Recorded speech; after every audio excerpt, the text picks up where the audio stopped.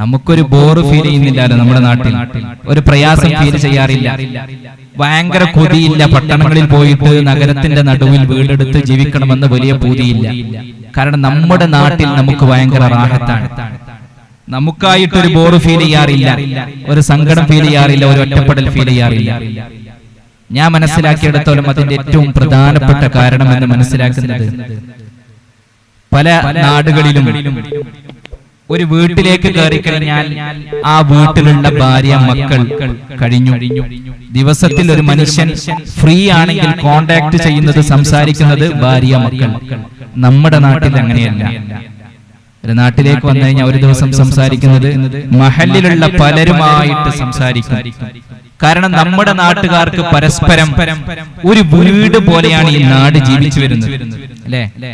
അയൽവാസിന്റെ അളാപ്പാനറിയാം, മൂത്താപ്പാനറിയാം, കെട്ടിച്ചെടുത്തത് എടുത്തേക്കെന്നറിയാം, അവിടെ താമസിക്കുന്നവരാരാണെന്നറിയാം, എന്താണ് ആ ഭർത്താവിന് ജോലി എന്നറിയാം, തിരിച്ചും ഇങ്ങോട്ടും അറിയാം. കാരണം ഒരു കുടുംബം പോലെ ജീവിച്ചു വരികയാണ് നമ്മുടെ നാട്. അല്ലാഹു ഖിയാമത്ത് നാൾ വരെ നിലനിർത്തി തരുമാറാകട്ടെ. ആ ഒരു അന്തസ്, അതൊരു വലിയ അന്തസ്സാണ്. ആ അന്തസ്സോട് കൂടിയാണ് നമ്മുടെ നാട് ജീവിച്ചു വരുന്നത്, അല്ലേ? നിങ്ങളെ അയൽവാസി നിങ്ങൾ ഓർത്തോ, എടുക്ക കെട്ടിച്ചു കൊടുത്ത നിങ്ങൾക്കറിയാം, അല്ലേ? ഇനി എടുത്ത പുതിയാപ്പിള എവിടുന്നാ വരുന്നറിയാം, ഓന്റെ ജോലി എന്താണെന്നറിയാം. പക്ഷേ കുറച്ച് നഗരങ്ങളിലേക്ക് ഇറങ്ങി നോക്കിയാൽ, കുറച്ചും കൂടി നഗരങ്ങളിലേക്ക് ഇറങ്ങി നോക്കിയാൽ അയൽവാസിനെ കണ്ടു പരിചയം ഉണ്ടാവും. ചിലപ്പോ ചെറിയ കോണ്ടാക്ട് ഉണ്ടാകും, പക്ഷേ മകളെ എടുത്താണ് കെട്ടിച്ചു കൊടുക്കുന്നറിയില്ല. ഒരു കല്യാണം വന്നു കഴിഞ്ഞാൽ, നമ്മുടെ നാട്ടിൽ കല്യാണം വന്നു കഴിഞ്ഞാൽ 3 ദിവസങ്ങളൊക്കെ അയൽവാസിക്കും കല്യാണം തന്നെ. സ്വന്തം വീട്ടിൽ 3 ദിവസം എന്താന്ന് ചോദിക്കും. ലീവ് എടുത്തിട്ട് 3 ദിവസം ഉണ്ടാവും. എന്താ സംഭവം? അയൽവാസി, എന്റെ നാട്ടിലൊരു കല്യാണം ഇല്ല, അത് എന്റെ വീട്ടിലെ കല്യാണം പോലെയാണ്, അല്ലേ? പക്ഷേ ഈ നാട് വിട്ട് കഴിഞ്ഞ് മറ്റൊരു നാട്ടിലേക്ക് പോയി കഴിഞ്ഞാൽ അങ്ങനെയല്ല. അവിടെ നിലനിൽക്കുന്നത്, ഒരു വീട്ടിൽ കല്യാണം ഉണ്ടായി കഴിഞ്ഞാൽ അവിടെ തന്നെ തൊട്ട അയൽവാസി പ്ലാനാണ്. വാപ്പയും ഉമ്മയും കല്യാണത്തിന്റെ തലേ ദിവസം രാത്രിക്ക് ഫംഗ്ഷന് പോകും. മകനും മകളും ബാക്കി ആരെങ്കിലും ഉണ്ടെങ്കിൽ പിറ്റേ ദിവസം പരിപാടിക്ക് പോകും. ഇത് നമ്മുടെ നാടിന്റെ ഒരു അന്തസ്സാണ്, നമ്മുടെ നാടിന്റെ ഐക്യമാണ്. അതുകൊണ്ടാണ് നമ്മുടെ നാട് ഒരുപാട് ഉൾപ്രദേശത്തായിട്ട് പോലും, ഒരുപാട് പട്ടണങ്ങളിൽ നിന്നും നഗരങ്ങളിൽ നിന്നും അകന്നു നിന്നിട്ട് പോലും നമുക്കൊരു ഒറ്റപ്പെടൽ ഫീൽ ചെയ്യാത്തതിന്റെ കാരണം, നമ്മളെല്ലാവരും ഐക്യത്തോടെ ഒറ്റ വീട്ടുകാരെ പോലെ ഒരു കലഹങ്ങളില്ലാതെ സന്തോഷത്തോടെ ജീവിക്കുന്നത് കൊണ്ടാണ് അത് നമുക്ക് സാധിക്കുന്നത്. അതിന് അല്ലാഹു തആല തൗഫീഖ് ചെയ്ത് അനുഗ്രഹിക്കട്ടെ. ഈ ഒരു അവസ്ഥ നമുക്ക് ഖിയാമത്ത് നാൾ വരെ നമ്മുടെ മഹല്ലിൽ കൊണ്ടുപോകണം. നമ്മുടെ ഈ ദേലമ്പാടി പ്രദേശത്ത്, നമ്മുടെ നാട്ടിൽ ഈ ഒരു ഒറ്റ ഫാമിലി പോലെ, ഒറ്റ കുടുംബം പോലെ നിൽക്കുന്ന ഒരു അവസ്ഥ ഖിയാമത്ത് നാൾ വരെ നമുക്ക് കൊണ്ടുപോകാൻ സാധിക്കണം. അതിനെന്തെങ്കിലും ഒരു വിള്ളൽ സംഭവിച്ചു കഴിഞ്ഞാൽ, എന്ന് വെച്ചാൽ പകുതി ആൾക്കാർ ഒരു വീട്ടിൽ, എന്റെ വീട്ടിൽ കല്യാണം വെച്ച് കഴിഞ്ഞാല് എന്റെ റോഡിന്റെ അപ്പുറത്തുള്ളവരെ എനിക്ക് വിളിക്കാൻ പറ്റൂല, കാരണം ഞങ്ങൾ ഓർമ്മ ശരിയില്ല. ഇപ്പുറത്തുള്ളവരെ കുറച്ചാൾക്കാരെ വിളിക്കാം എന്നൊരു അവസ്ഥയിലേക്ക് നമ്മുടെ നാടെത്തി കഴിഞ്ഞാൽ നമ്മുടെ നാടൊറ്റപ്പെടും. ഇവിടെയുള്ള ഈ സന്തോഷങ്ങൾ നീങ്ങിപ്പോകും. അതുകൊണ്ട് അതിനെ കോട്ട കെട്ടി, അതിനെ ഭദ്രമായിട്ട് ഖിയാമത്ത് നാൾ വരെ സൂക്ഷിക്കേണ്ട ഉത്തരവാദിത്തം ഓരോ വ്യക്തികൾക്കുമുണ്ട്. എനിക്കുമുണ്ട്, നിങ്ങൾക്കുമുണ്ട്, ഓരോരുത്തർക്കുമുണ്ട്. അത് നമ്മൾ സൂക്ഷിക്കണം. അതിന് നമ്മൾ ചില കാര്യങ്ങൾ ശ്രദ്ധിച്ചേ പറ്റും. ഒന്നാമത്തെ കാര്യം, നമ്മുടെ ശരീരം കൊണ്ട് നമ്മൾ അകന്നു നിൽക്കാൻ പാടില്ല. ഒരു സഹോദരനുണ്ട്, ഓനോട് ഓൻ എന്റെ വീട്ടിലേക്ക് വിളിക്കാൻ പറ്റില്ല, അയൽവാസി ഓൻ എന്റെ വീട്ടിലേക്ക് വിളിക്കാൻ പറ്റില്ല. കാരണം ഓൻ എന്റെ സ്റ്റാറ്റസിന് യോജിച്ചതല്ല. അല്ലെങ്കിൽ ഒരു സുഹൃത്തുണ്ട്, ഓൻ എന്നെ പോലെ യോജിച്ചവനല്ല, ഓനും ഞാനും ഒന്നിച്ചിരുന്ന് ഭക്ഷണം കഴിക്കാൻ പറ്റില്ല. ഞാൻ കല്യാണത്തിന് പോയാൽ എനിക്ക് ഒന്നിച്ചവരെ ഞാൻ ഒന്നിച്ചിരുത്താൻ പറ്റൂ. ചില ആൾക്കാരെ അകറ്റി നിർത്തും. വീട്ടിലെ മൗലിദ് പരിപാടി, ചിലപ്പോ മൗലിദ് പരിപാടിയായിരിക്കും, കല്യാണത്തിന് എല്ലാരും വിളിക്കും. മൗലിദ് പരിപാടിക്ക് നമ്മൾ അങ്ങനെ വിളിക്കുമല്ലോ, ഒരു 100 ആളുടെ അഡ്ജസ്റ്റ്മെന്റ് ആയിരിക്കും. അപ്പൊ 100 ആളുമ്പോ എണ്ണുമ്പോ തൊട്ടപ്പുറത്ത് അയൽവാസി ഉണ്ടാവില്ല. കാരണം ഞാനും ഓനും ചെറിയ പാർട്ടിപരമായിട്ട് യോജിക്കുന്നില്ല, അല്ലെങ്കിൽ എന്റെ മണി, എന്റെ എന്റെ സാമ്പത്തിക ഇതുമായിട്ട് യോജിക്കുന്നില്ല, അല്ലെങ്കിൽ എന്റെ ഒരു കുറച്ച് താഴ്ന്ന വിഭാഗം, ഇസ്ലാമിൽ അങ്ങനെ ഒരു സങ്കല്പമില്ല, പക്ഷെ ചില ആൾക്കാർക്കിടയിൽ അങ്ങനെ ഒരു സങ്കല്പമുണ്ട്, അതുകൊണ്ട് ഓന് യോജിക്കൂല എന്ന് പറഞ്ഞുകൊണ്ട് കുറച്ച് ആൾക്കാരെ മാറ്റി നിർത്താം എന്ന് വെച്ചാൽ ശാരീരികമായിട്ട് ചില ആൾക്കാരെ മാറ്റി നിർത്തുമ്പോൾ അവിടെ വിള്ളലുകൾ സംഭവിക്കും, മാനസികമായിട്ടും മകരും. ഇത് ഞാൻ പറഞ്ഞു തരുന്നതല്ല, ഹബീബായ റസൂലുള്ളാഹി സ്വല്ലല്ലാഹു അലൈഹി വസല്ലം തങ്ങൾ പറയാൻ. മഹാനായ ബറാ ഇബ്നു ആസിബ് റളിയല്ലാഹു അൻഹു മുസ്തഫ നബി തങ്ങളുടെ ഒരു ഇഷ്ടപ്പെട്ട സ്വഹാബി വര്യനാണ് മഹാനായ ബറാ ഇബ്നു ആസിബ് റളിയല്ലാഹു അൻഹു. മഹാനവർകൾ പറയുകയാണ്, ഞങ്ങൾ മദീനത്തെ പള്ളിയിൽ നിൽക്കുമ്പോൾ നിസ്കാരത്തിന് വേണ്ടിയിട്ട് ഞങ്ങൾ മദീനത്തെ പള്ളിയിലേക്ക് വന്നു കഴിഞ്ഞാൽ ഹബീബായ തങ്ങളാണ് ഞങ്ങൾക്ക് ഇമാമത്ത് നിൽക്കാറുള്ളത്. ഹബീബായ തങ്ങൾ ഞങ്ങളുടെ കൂടെ നിസ്കരിക്കാൻ വരും. നിസ്കരിക്കാൻ വന്നുകൊണ്ട് ഞങ്ങൾ സഫായിട്ട് സ്വഹാബത്ത് മദീനത്തെ പള്ളിയിൽ സഫായിട്ട് നിന്ന് കഴിയുമ്പോൾ ഹബീബായ തങ്ങൾ വന്നുകൊണ്ട് കാന സല്ലല്ലാഹു അലൈഹി വസല്ലം യതഖല്ലലു സഫ മിൻ നാഹിയത്തിൻ ഇലാ നാഹിയ. ഒരു തലക്കിൽ നിന്ന് മറ്റൊരു തലക്കിലേക്ക് റസൂൽ ഇങ്ങനെ സഫിന്റെ ഇടയിൽ കൂടെ നടന്നുപോയിക്കൊണ്ട് ഹബീബായ തങ്ങൾ സഫിന്റെ ഇടയിലുള്ള ഞങ്ങൾക്കിടയിലുള്ള വിടവുകൾ റസൂലുള്ളാഹി തങ്ങൾ ഇങ്ങനെ നികത്തിക്കൊണ്ടേയിരിക്കും. ചില വിടവുകൾ ഉണ്ടാകും, നമ്മൾ പള്ളിയിൽ നിൽക്കുമ്പോൾ ശ്രദ്ധിക്കാറില്ലേ? ഇങ്ങനെ നിൽക്കുമ്പോ ചിലപ്പോ ഇങ്ങനെ വിട്ടുനിന്നിട്ട്, ചില കുട്ടികളാണെങ്കിൽ വലിയ ഗ്യാപ്പ് ഉണ്ടാവും, ചില ആൾക്കാരാണെങ്കിൽ എന്നുവെച്ചാൽ തൊട്ടുകൂടാത്ത പോലെ ചില ആജിക്കന്മാരോട് സാധാരണക്കാര് നമ്മുടെ നാട്ടിൽ കാണാറില്ല കേട്ടോ. അങ്ങനെ ഉണ്ടായേക്കാം, അങ്ങനെ ഉണ്ടാവരുത് എന്ന് പറയാൻ വേണ്ടിയിട്ടാണ്. ഒരു കാര്യം ഉണ്ടായിട്ടല്ലോ പിന്നെ ശരിപ്പെടുത്തണം എന്ന് പറയുന്നത്, ക്യാൻസർ ഉണ്ടായിട്ടല്ലോ ക്യാൻസറിൽ നിന്ന് സൂക്ഷിക്കണം എന്ന് പറയുന്നത് ഇതിനു മുമ്പ് തന്നെയാണ്, അതുകൊണ്ടാണ് സൂചിപ്പിക്കുന്നത്. അപ്പോ ഇങ്ങനെ വിടവുകൾ ഉണ്ടാകും. ഞങ്ങൾ ഇങ്ങനെ നിൽക്കുമ്പോൾ വിടവുകളുള്ളത് ഹബീബായ തങ്ങൾ ഒരു തലയിൽ നിന്ന് നടന്നുകൊണ്ട് മറ്റേ തലവരെ ഇങ്ങനെ സമമാക്കിക്കൊണ്ടേയിരിക്കും. യംസഹു സുദൂറനാ വമനാകിബനാ, ഞങ്ങളുടെ നെഞ്ചുകളും ഞങ്ങളുടെ പെരടികളും ഹബീബായ തങ്ങൾ ഇങ്ങനെ തടവിക്കൊണ്ട് ഒപ്പിക്കും. ഒരു വിടവുകളില്ലാത്ത പോലെ, ഞങ്ങളുടെ സഫുകൾക്കിടയിൽ ഒരു വിടവുകളില്ലാത്ത പോലെ ഹബീബായ തങ്ങൾ സഫുകളെ ഇങ്ങനെ ശരിപ്പെടുത്തും. ശാരീരികമായിട്ടൊരു വിടവും വരാൻ പാടില്ല. എന്നിട്ട് ഹബീബായ തങ്ങൾ പറയും, ശ്രദ്ധിക്കണേ മുഅ്മിനീങ്ങളെ, ഹബീബായ തങ്ങൾ പറയും, ലാ തഖ്തലിഫൂ, നിങ്ങൾ ഇങ്ങനെ സഫുകൾക്കിടയിൽ ഭിന്നിച്ച് നിൽക്കരുത്, സഫുകൾക്കിടയിൽ വിടവുകൾ ഉണ്ടാക്കരുത്, ഞാൻ നിർത്തിച്ചതിൽ നിന്ന് നിങ്ങളുടെ ശരീരം അകന്നു പോകരുത്. അങ്ങനെ അകന്നു പോയാൽ ഫതഖ്തലിഫു ഖുലൂബുകും, നിങ്ങളുടെ ഹൃദയങ്ങളും ഭിന്നിച്ചു പോകുമെന്ന് സയ്യിദനാ റസൂലുള്ളാഹി സല്ലല്ലാഹു അലൈഹി വസല്ലം. എന്റെ ശരീരത്തിൽ നിന്ന് അകന്നു നിന്ന് കഴിഞ്ഞാൽ നിങ്ങളുടെ ഹൃദയത്തിന്റെ ഇടയിലും ഭിന്നത ഉണ്ടാകുമെന്ന് മുസ്തഫ നബി സല്ലല്ലാഹു അലൈഹി വസല്ലം. എന്തൊരു ഹദീസാണ് ഇത് പറഞ്ഞു തരുന്നത്. നമ്മളൊന്ന് ആലോചിച്ച് നോക്കി, നമ്മുടെ സുഹൃത്തിൽ നിന്ന് നമ്മളൊന്ന് കൈ കൊടുക്കാൻ മാറി നിൽക്കാൻ, ശാരീരികമായിട്ട് ചെറിയ അകൽച്ച, ആ അകൽച്ച ഉണ്ടാകുമ്പോൾ നമുക്ക് എന്തുണ്ടാകും? അയാളുടെ ഒരു മാനസിക അകൽച്ച ഉണ്ടാവും. ഈ അകൽച്ച ഉണ്ടാകുമ്പോഴുള്ള പ്രശ്നം എന്താണെന്നറിയോ? ഈ അകൽച്ചയാണ് ഇബ്ലീസിന്റെ ഗ്യാപ്പ്. ഒരു മനുഷ്യന് 3 ശത്രുക്കളുണ്ടെന്നാണ് ഉലമാക്കൾ പഠിപ്പിക്കുന്നത്.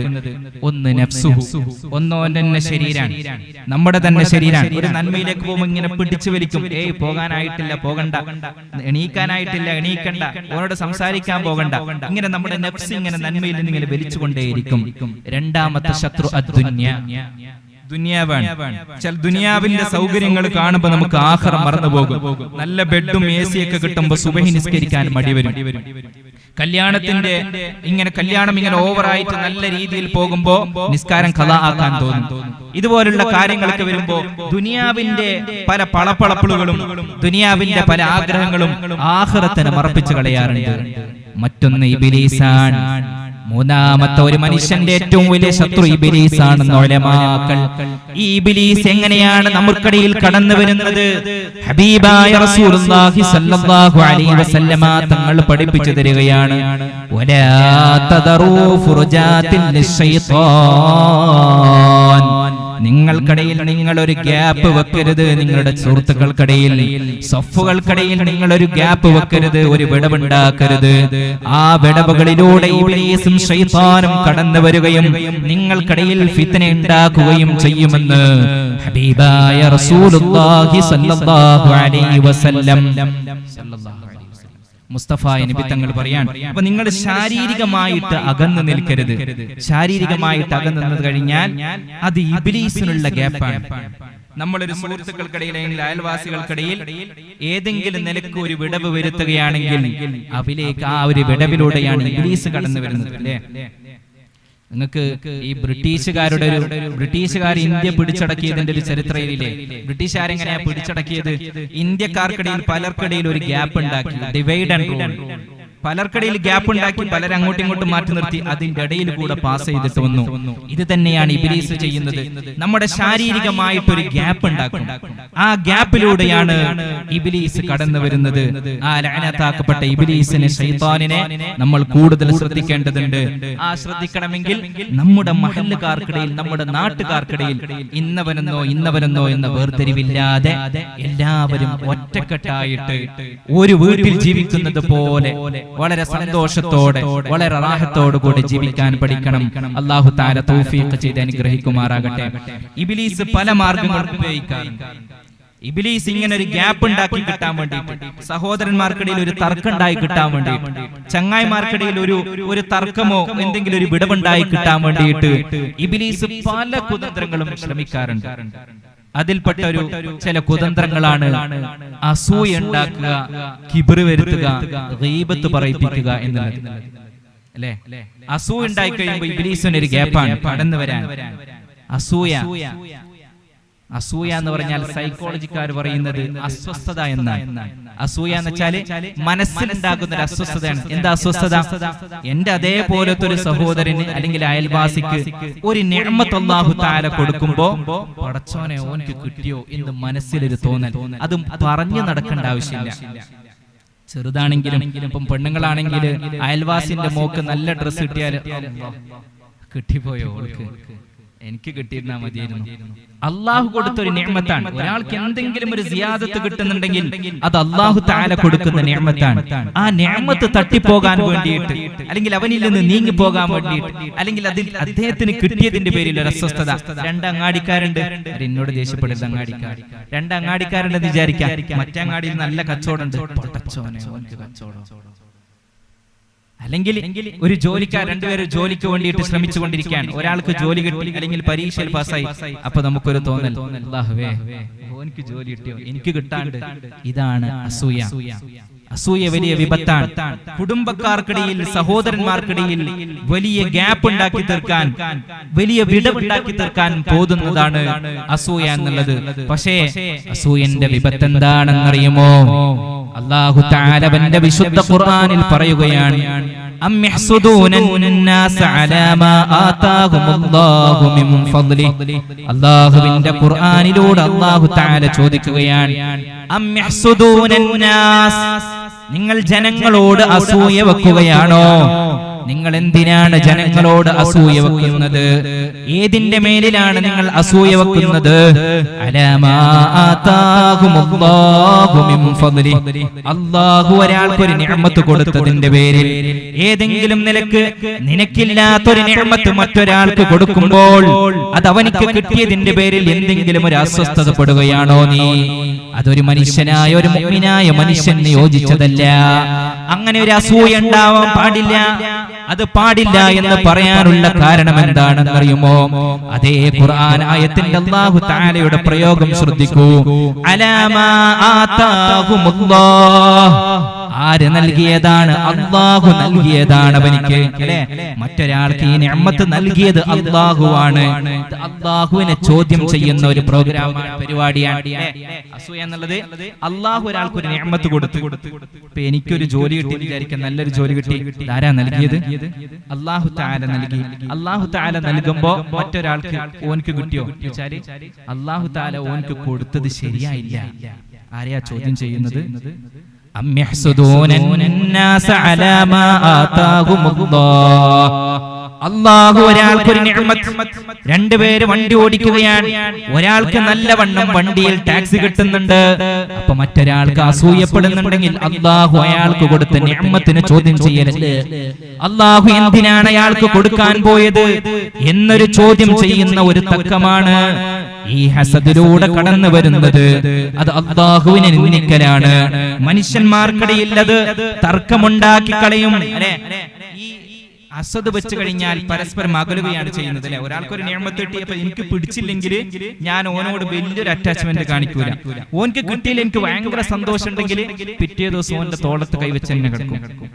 രണ്ട് സുഹൃത്തുക്കൾ ഒന്നിച്ച് നടന്നു പോവാൻ, ഒരാൾക്കൊരു നിഅമത്ത് കിട്ടി, ഒരു പ്രത്യേക ജോലി കിട്ടി, നല്ലൊരു ജോലി കിട്ടി, മറ്റവനക്ക് ജോലി കിട്ടിയില്ല, പിറ്റേ ദിവസം ഓൻ തോളത്ത് കൈവെക്കൂല, പിന്നെ കൈപിടിക്കുക ചെയ്യാം. പിന്നെ കുറച്ച് കഴിയുമ്പോൾ അത് കൈയഴിയും, കുറച്ച് വിട്ടുവിട്ടങ്ങ് വരും. കാരണം ഓൻക്ക് കിട്ടിയതിൽ ഇവൻക്ക് അസൂയുണ്ട്. അസൂയ എന്ന് വെച്ചാൽ അള്ളാഹു നൽകിയ നിഅമത്ത് ഓൻക്ക് കിട്ടാൻ പാടില്ല എന്ന് ആഗ്രഹിക്കുക, അള്ളാഹു കൊടുത്തത് ശരിയായിട്ടില്ല എന്ന് ആലോചിക്കുക. മഹാനായ ഇബ്നു അബ്ബാസ് റളിയല്ലാഹു അൻഹു മദീനത്തെ പള്ളിയിൽ ദർസ് നടത്തുന്ന ആളാണ് ഇബ്നു അബ്ബാസ് റളിയല്ലാഹു അൻഹു. ഒരു ദിവസം ജോർദാനിൽ നിന്ന് ഒരു മനുഷ്യൻ ഹജ്ജിന് വേണ്ടിയിട്ട് കടന്നു വന്നു. ഹജ്ജിന് വേണ്ടിയിട്ട് മദീനത്തിൽ മക്കയിലേക്ക് കടന്നു വന്നു. മക്കയിൽ കഅബയിൽ തവാഫ് ചെയ്തിട്ട് മദീനയിലേക്ക് പോയി. മദീനയിലെത്തിയ ഉടനെ മദീനത്തെ പള്ളിന്റെ അകത്ത് ഒരു വലിയ ജനക്കൂട്ടം. ഒരാൾ ഇങ്ങനെ ക്ലാസ് എടുത്തുകൊണ്ടിരിക്കുകയാണ്, നല്ല ക്ലാസ് നടന്നുകൊണ്ടിരിക്കുകയാണ്. അയാൾ പുറത്തുനിന്നുള്ള ഒരാളോട് ചോദിച്ചു, ആരാണ് ഈ ക്ലാസ് നടത്തുന്നത്? ആരാണ് ഈ അകത്ത് ഇത്രത്തോളം ജനാവലി കൂടിയിട്ട് ആരാണ് ഇവിടെ ദർസ് നടത്തുന്നത്? പുറത്തുള്ള ആൾ പറഞ്ഞു, അത് റഈസുൽ മുഫസ്സിരീനായ മഹാനായ അബ്ദുല്ലാഹ് ഇബ്നു അബ്ബാസ് റളിയല്ലാഹു അൻഹു ആണ് മദീനത്തെ പള്ളിയുടെ അകത്ത് ഈ ദർസ് നടത്തിക്കൊണ്ടിരിക്കുന്നത്. അയാൾ ചോദിച്ചു, ഈ ജോർദാനിൽ നിന്ന മനുഷ്യൻ, എനിക്ക് അവിടെ പോയിട്ട് അയാളോട് സംശയം ചോദിക്കാൻ പറ്റുമോ? എന്തെങ്കിലും ദീനിന്റെ മഅലൂമാത്ത് ചോദിക്കാൻ പറ്റുമോ? ഓ, ചോദിക്കാലോ, ആർക്കും കടന്നുപോയി കൊണ്ട് ചോദിക്കാൻ പറ്റുന്ന അവസരമുണ്ട്. അയാൾ മദീനത്തെ പള്ളിയുടെ അകത്തിലേക്ക് കടന്നു വന്നിട്ട്, യാ ഹാദാ റജുൽ, ഓ മനുഷ്യ, ആൾക്കറിയില്ല, അബ്ബാസ് റളിയല്ലാഹു അൻഹുവിന്റെ പേര് മറന്നുപോയി, അദ്ദേഹത്തിന്റെ ഫദ്ൽ മനസ്സിലായില്ല. ചോദിച്ചു, യാ ഹാദാ റജുൽ, ഓ മനുഷ്യ, നിങ്ങൾക്ക് അല്ലാഹുവിന്റെ ഹബീബ് പഠിപ്പിച്ചു നൽകിയ ഇൽമിൽ നിന്ന് വല്ലതും എനിക്ക് പഠിപ്പിച്ചു താ എന്ന് മഹാനായ ഇബ്നു അബ്ബാസ് റളിയല്ലാഹു അൻഹുവിനോട് പറഞ്ഞപ്പോൾ മഹാനായ ഇബ്നു അബ്ബാസ് റളിയല്ലാഹു അൻഹു ഖുർആൻ എടുത്തിട്ട് ഒരായത്ത് ഓതി, വഫിസ് സമാഇ റിസ്ഖുകും വമാ തുഅദൂൻ.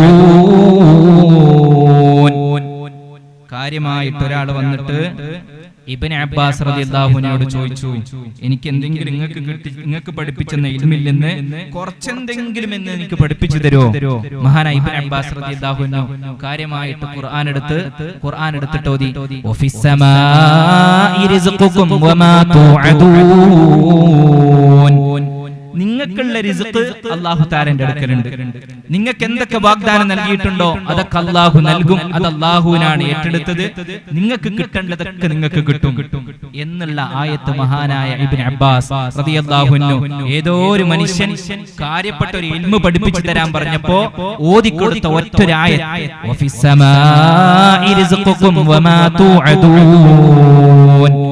ആകാശ ലോകത്ത് നിങ്ങൾക്കുള്ള എല്ലാ റിസ്ഖും അല്ലാഹു തആല രേഖപ്പെടുത്തി വെച്ചിട്ടുണ്ട്. അതിന്റെ സമയത്ത് നിങ്ങൾക്ക് കിട്ടുക തന്നെ ചെയ്യും. അതിൽ നിങ്ങൾ ചോദ്യം ചെയ്യാനോ നിങ്ങൾ കലഹിക്കാനോ സങ്കടപ്പെടാനോ പോകേണ്ട ആവശ്യമില്ല. അടുത്ത വർഷം ഹജ്ജിന്റെ സമയം വീണ്ടും ഈ ജോർദാനിൽ നിന്നുള്ള ഈ വ്യക്തി വീണ്ടും കടന്നു വരികയാണ്. മദീനയിലേക്ക് വന്നുകൊണ്ട് ഹജ്ജ് ചെയ്തു. എന്നിട്ട് മദീനയിലേക്ക് പോയി. മക്കയിൽ വന്നിട്ട് ഹജ്ജ് ചെയ്തു. എന്നിട്ട് മദീനത്തിലേക്ക് പോയി. പിറ്റേ വർഷവും മദീനയിൽ നോക്കുമ്പോൾ അതാ മഹാനായ ഇബ്നു അബ്ബാസ് റളിയല്ലാഹു അൻഹുവിന്റെ ദർസ് നടന്നുകൊണ്ടിരിക്കുകയാണ്. പതിവ് പോലെ അയാൾക്ക് ഈ ദർസ് കണ്ടപ്പോൾ ഇത് ഇബ്നു അബ്ബാസ് തങ്ങളുടെ ദർസാണെന്ന് മനസ്സിലായി. പള്ളിയിലേക്ക് കടന്നുപോയിക്കൊണ്ട് മഹാനായ ഇബ്നു അബ്ബാസ് റളിയല്ലാഹു അൻഹുവിനോട് ചോദിച്ചു, എന്നെ മനസ്സിലായോ? ഇബ്നു അബ്ബാസ് റളിയല്ലാഹു അൻഹു പറഞ്ഞു, മനസ്സിലായില്ല. അയാൾ പറഞ്ഞു, കഴിഞ്ഞ വർഷം ഞാൻ വന്നിരുന്നു. കഴിഞ്ഞ വർഷം വന്നപ്പോ ഞാൻ ചോദിച്ചു, നിങ്ങൾക്ക് ദീനിൽ നിന്ന് കിട്ടിയത് എന്തെങ്കിലും എനിക്ക് പഠിപ്പിച്ചതാ? അപ്പൊ നിങ്ങൾ എനിക്ക് പഠിപ്പിച്ചു തന്നത് വഫിസ് സമാഇ റിസ്ഖുകും വമാ തുഅദൂൻ എന്ന ആയത്താണ്. വിവർഷം എനിക്ക് മറ്റൊരു ഇൽമു പഠിപ്പിച്ചതാ എന്ന് പറഞ്ഞപ്പോ മഹാനായ ഇബ്നു അബ്ബാസ് റളിയല്ലാഹു അൻഹു ഖുർആൻ എടുത്തുകൊണ്ട് അതേ സൂറത്ത് എടുത്തിട്ട് അടുത്ത ആയത്ത് മഹാനായ ഇബ്നു അബ്ബാസ് റളിയല്ലാഹു അൻഹു ഓതി കൊടുത്തു, ഫറബ്ബിസ് സമാഇ വൽ അർദ് ഇന്നഹു ലഹഖ്ഖുൻ മിസ്ല മാ തൻതിഖൂൻ. ഞാൻ ഈ പറഞ്ഞു തന്ന ഓതി തന്ന കഴിഞ്ഞ വർഷം ഓതി തന്ന ഒരു ആയത്തുണ്ടല്ലോ, അത് ആകാശലോക രക്ഷിതാവാണ് സത്യം. സത്യം ചെയ്ത് പറയുന്ന ഒരായത്ത്, ആകാശലോക രക്ഷിതാവാണ് സത്യം. ഇന്നഹു ലഹഖുൻ, ഇത് ഹഖ് തന്നെയാണ് എന്ന് വെച്ചാൽ നിങ്ങൾക്ക് അല്ലാഹു തആല എന്തെങ്കിലും ഒരു റിസ്ക് എന്ന് വെച്ചാൽ ഒരു മനുഷ്യന് ജീവിക്കാൻ ആവശ്യമായ എന്തൊക്കെയുണ്ടോ അതാണ് റിസ്ക്. ഉലമാക്കൾ, ബഹുഭൂരിഭാഗം ഉലമാക്കൾ അങ്ങനെയാ പഠിപ്പിച്ചത്. ഒരു മനുഷ്യന് ജീവിക്കാൻ എന്തൊക്കെ ആവശ്യമുണ്ടോ അത് വദീഫത്ത്, ജോലിയാകട്ടെ, ഭക്ഷണമാകട്ടെ, മറ്റുള്ള എന്തുമാകട്ടെ, വാർപ്പിടമാകട്ടെ, എന്തൊക്കെ ജീവിക്കാൻ ആവശ്യമുണ്ടോ അതൊക്കെ അല്ലാഹു തആല നിശ്ചയിച്ചു വെച്ചിട്ടുണ്ട്. അത് നിങ്ങൾക്ക് കിട്ടുക തന്നെ ചെയ്യും എന്ന കഴിഞ്ഞ ആയത്തിൽ ഓതിയത്, കഴിഞ്ഞ സൂറത്തിൽ ഓതിയത് അത് ഹഖാൻ. ആരെ തന്നെയാണ് സത്യം? ഫവറബ്ബിസ് സമാഇ വൽ അർദ്, ആകാശഭൂമിയിലെ ലോകങ്ങളുടെ രക്ഷിതാവാണ് സത്യം, അത് ഹഖ് തന്നെയാണ് എന്ന് അതേ മനുഷ്യൻ പിറ്റേ വർഷം വന്നിട്ട് ചോദിച്ചപ്പോ ആയത്തിന്റെ ബാക്കി ഓതി കൊടുത്തു. ഇതിന്റെ ഗൗരവം അദ്ദേഹത്തിന് മനസ്സിലായി. അദ്ദേഹം അതേപടി ഇറങ്ങിപ്പോയി. അദ്ദേഹത്തിന് മനസ്സിലായി എന്തിനാണ് ഇത് ഓതി തന്നത്. ലോകത്ത് ഞാൻ അള്ളാഹുവിനെ ആരാധിക്കും, ഇത് കിട്ടോ ഇത് കിട്ടൂലേ എന്ന് പറഞ്ഞുകൊണ്ട് ഓടിപ്പിടിക്കാൻ നിൽക്കണ്ട. നിങ്ങൾക്ക് റബ്ബ് വിധിച്ചത് നിങ്ങൾക്ക് കിട്ടുക തന്നെ ചെയ്യും. നമ്മളൊക്കെ നിസ്കാരം കഴിഞ്ഞിട്ട് പറയാറില്ലേ, ലാ മാനിഅ ലിമാ അഅതൈത വലാ മുഅതി ലിമാ മനഅത. റബ്ബ് നിങ്ങൾക്ക് നൽകാൻ വിധിച്ചത് തടഞ്ഞു നിർത്താൻ ലോകത്തൊരു ശക്തിക്കുമാവൂല. നിങ്ങൾക്ക് നൽകാൻ വിചാരിച്ചത്, അള്ളാഹു നിങ്ങൾക്ക് നൽകാൻ വിചാരിച്ചത് തടഞ്ഞു നിർത്താൻ ഒരാളെ കൊണ്ടും സാധിക്കൂല. നിങ്ങൾക്ക് അല്ലാഹു തആല നൽകൂല എന്ന് വിചാരിച്ച ഒരു കാര്യം ആരെ കൊണ്ട് പോയാലും നിങ്ങൾക്ക് ലഭിക്കൂല എന്ന് നമ്മൾ നിസ്കാരം കഴിഞ്ഞിട്ട് ഒരു ദിക്ർ ചൊല്ലാറുണ്ടല്ലോ. എന്ന് വെച്ചാൽ വഫിസ് സമാഇ റിസ്ഖുകും വമാ തുഅദൂൻ, നമുക്കുള്ളതെല്ലാം അല്ലാഹു തആല രേഖപ്പെടുത്തി വെച്ചിട്ടുണ്ട്. അത് അതിന്റെ സമയത്ത് നമുക്ക് ലഭിക്കും. അത് കിട്ടാത്തതിന്റെ പേരിൽ മറ്റൊരാളോട് അസൂയ വെക്കാൻ നിൽക്കണ്ട, മറ്റൊരാളോട് കുശുമ്പ് കാട്ടാൻ നിൽക്കണ്ട, മനസ്സിൽ അവനോടൊരു പക വെക്കാൻ നിൽക്കണ്ട. അല്ലാഹു നമുക്ക് നൽകാൻ വിചാരിച്ചതായിരിക്കൂല. നമുക്ക് കിട്ടേണ്ടത് നമുക്ക് ലഭിക്കുക തന്നെ ചെയ്യും. അല്ലാഹു നമുക്ക് ഈമാൻ നൽകാൻ അനുഗ്രഹിക്കുമാറാകട്ടെ. മഹാനായ ശഖീഖുൽ ബൽഖി റളിയല്ലാഹു അൻഹു വലിയ സൂഫിയായ മനുഷ്യനാണ്. ഒരുപാട് കാലം ദർസ് നടത്തി ഒരുപാട് ശിഷ്യന്മാരുടെ സമ്പത്തുള്ള മനുഷ്യനാണ്. മഹാനവറുകളുടെ ഒരു പ്രധാന ശിഷ്യനാണ് ഹാത്തിമുൽ അസ്ം റളിയല്ലാഹു അൻഹു. ഒരിക്കൽ ഹാത്തിമുൽ അസ്ം റളിയല്ലാഹു അൻഹുവിനെ മഹാനായ ശഖീഖുൽ ബൽഖി റളിയല്ലാഹു അൻഹു അടുത്തേക്ക് വിളിച്ചിട്ട് ചോദിച്ചു, 30 വർഷത്തോളം എന്റെ കൂടെ നീ ജീവിച്ചിട്ടുണ്ട്. എത്ര വർഷം? 30 വർഷത്തോളം എന്റെ കൂടെ ജീവിച്ചിട്ട് നിനക്ക് കിട്ടിയ ഉപകാരം എന്താണ്? ഇൽമെന്താണ്? മഹാനായ ഹാത്തിമുൽ അസ്ം റളിയല്ലാഹു അൻഹു പറഞ്ഞു, ഞാൻ നിങ്ങളുടെ കൂടെ 30 വർഷത്തോളം ജീവിച്ചിട്ടുണ്ട്. എനിക്കതിൽ നിന്ന് ഈ 30 വർഷം കൊണ്ട് ഞാൻ പഠിച്ചെടുത്തതിൽ നിന്ന് എനിക്ക് 8 കാര്യങ്ങളാണ് കാര്യമായിട്ട് മനസ്സിലായത്.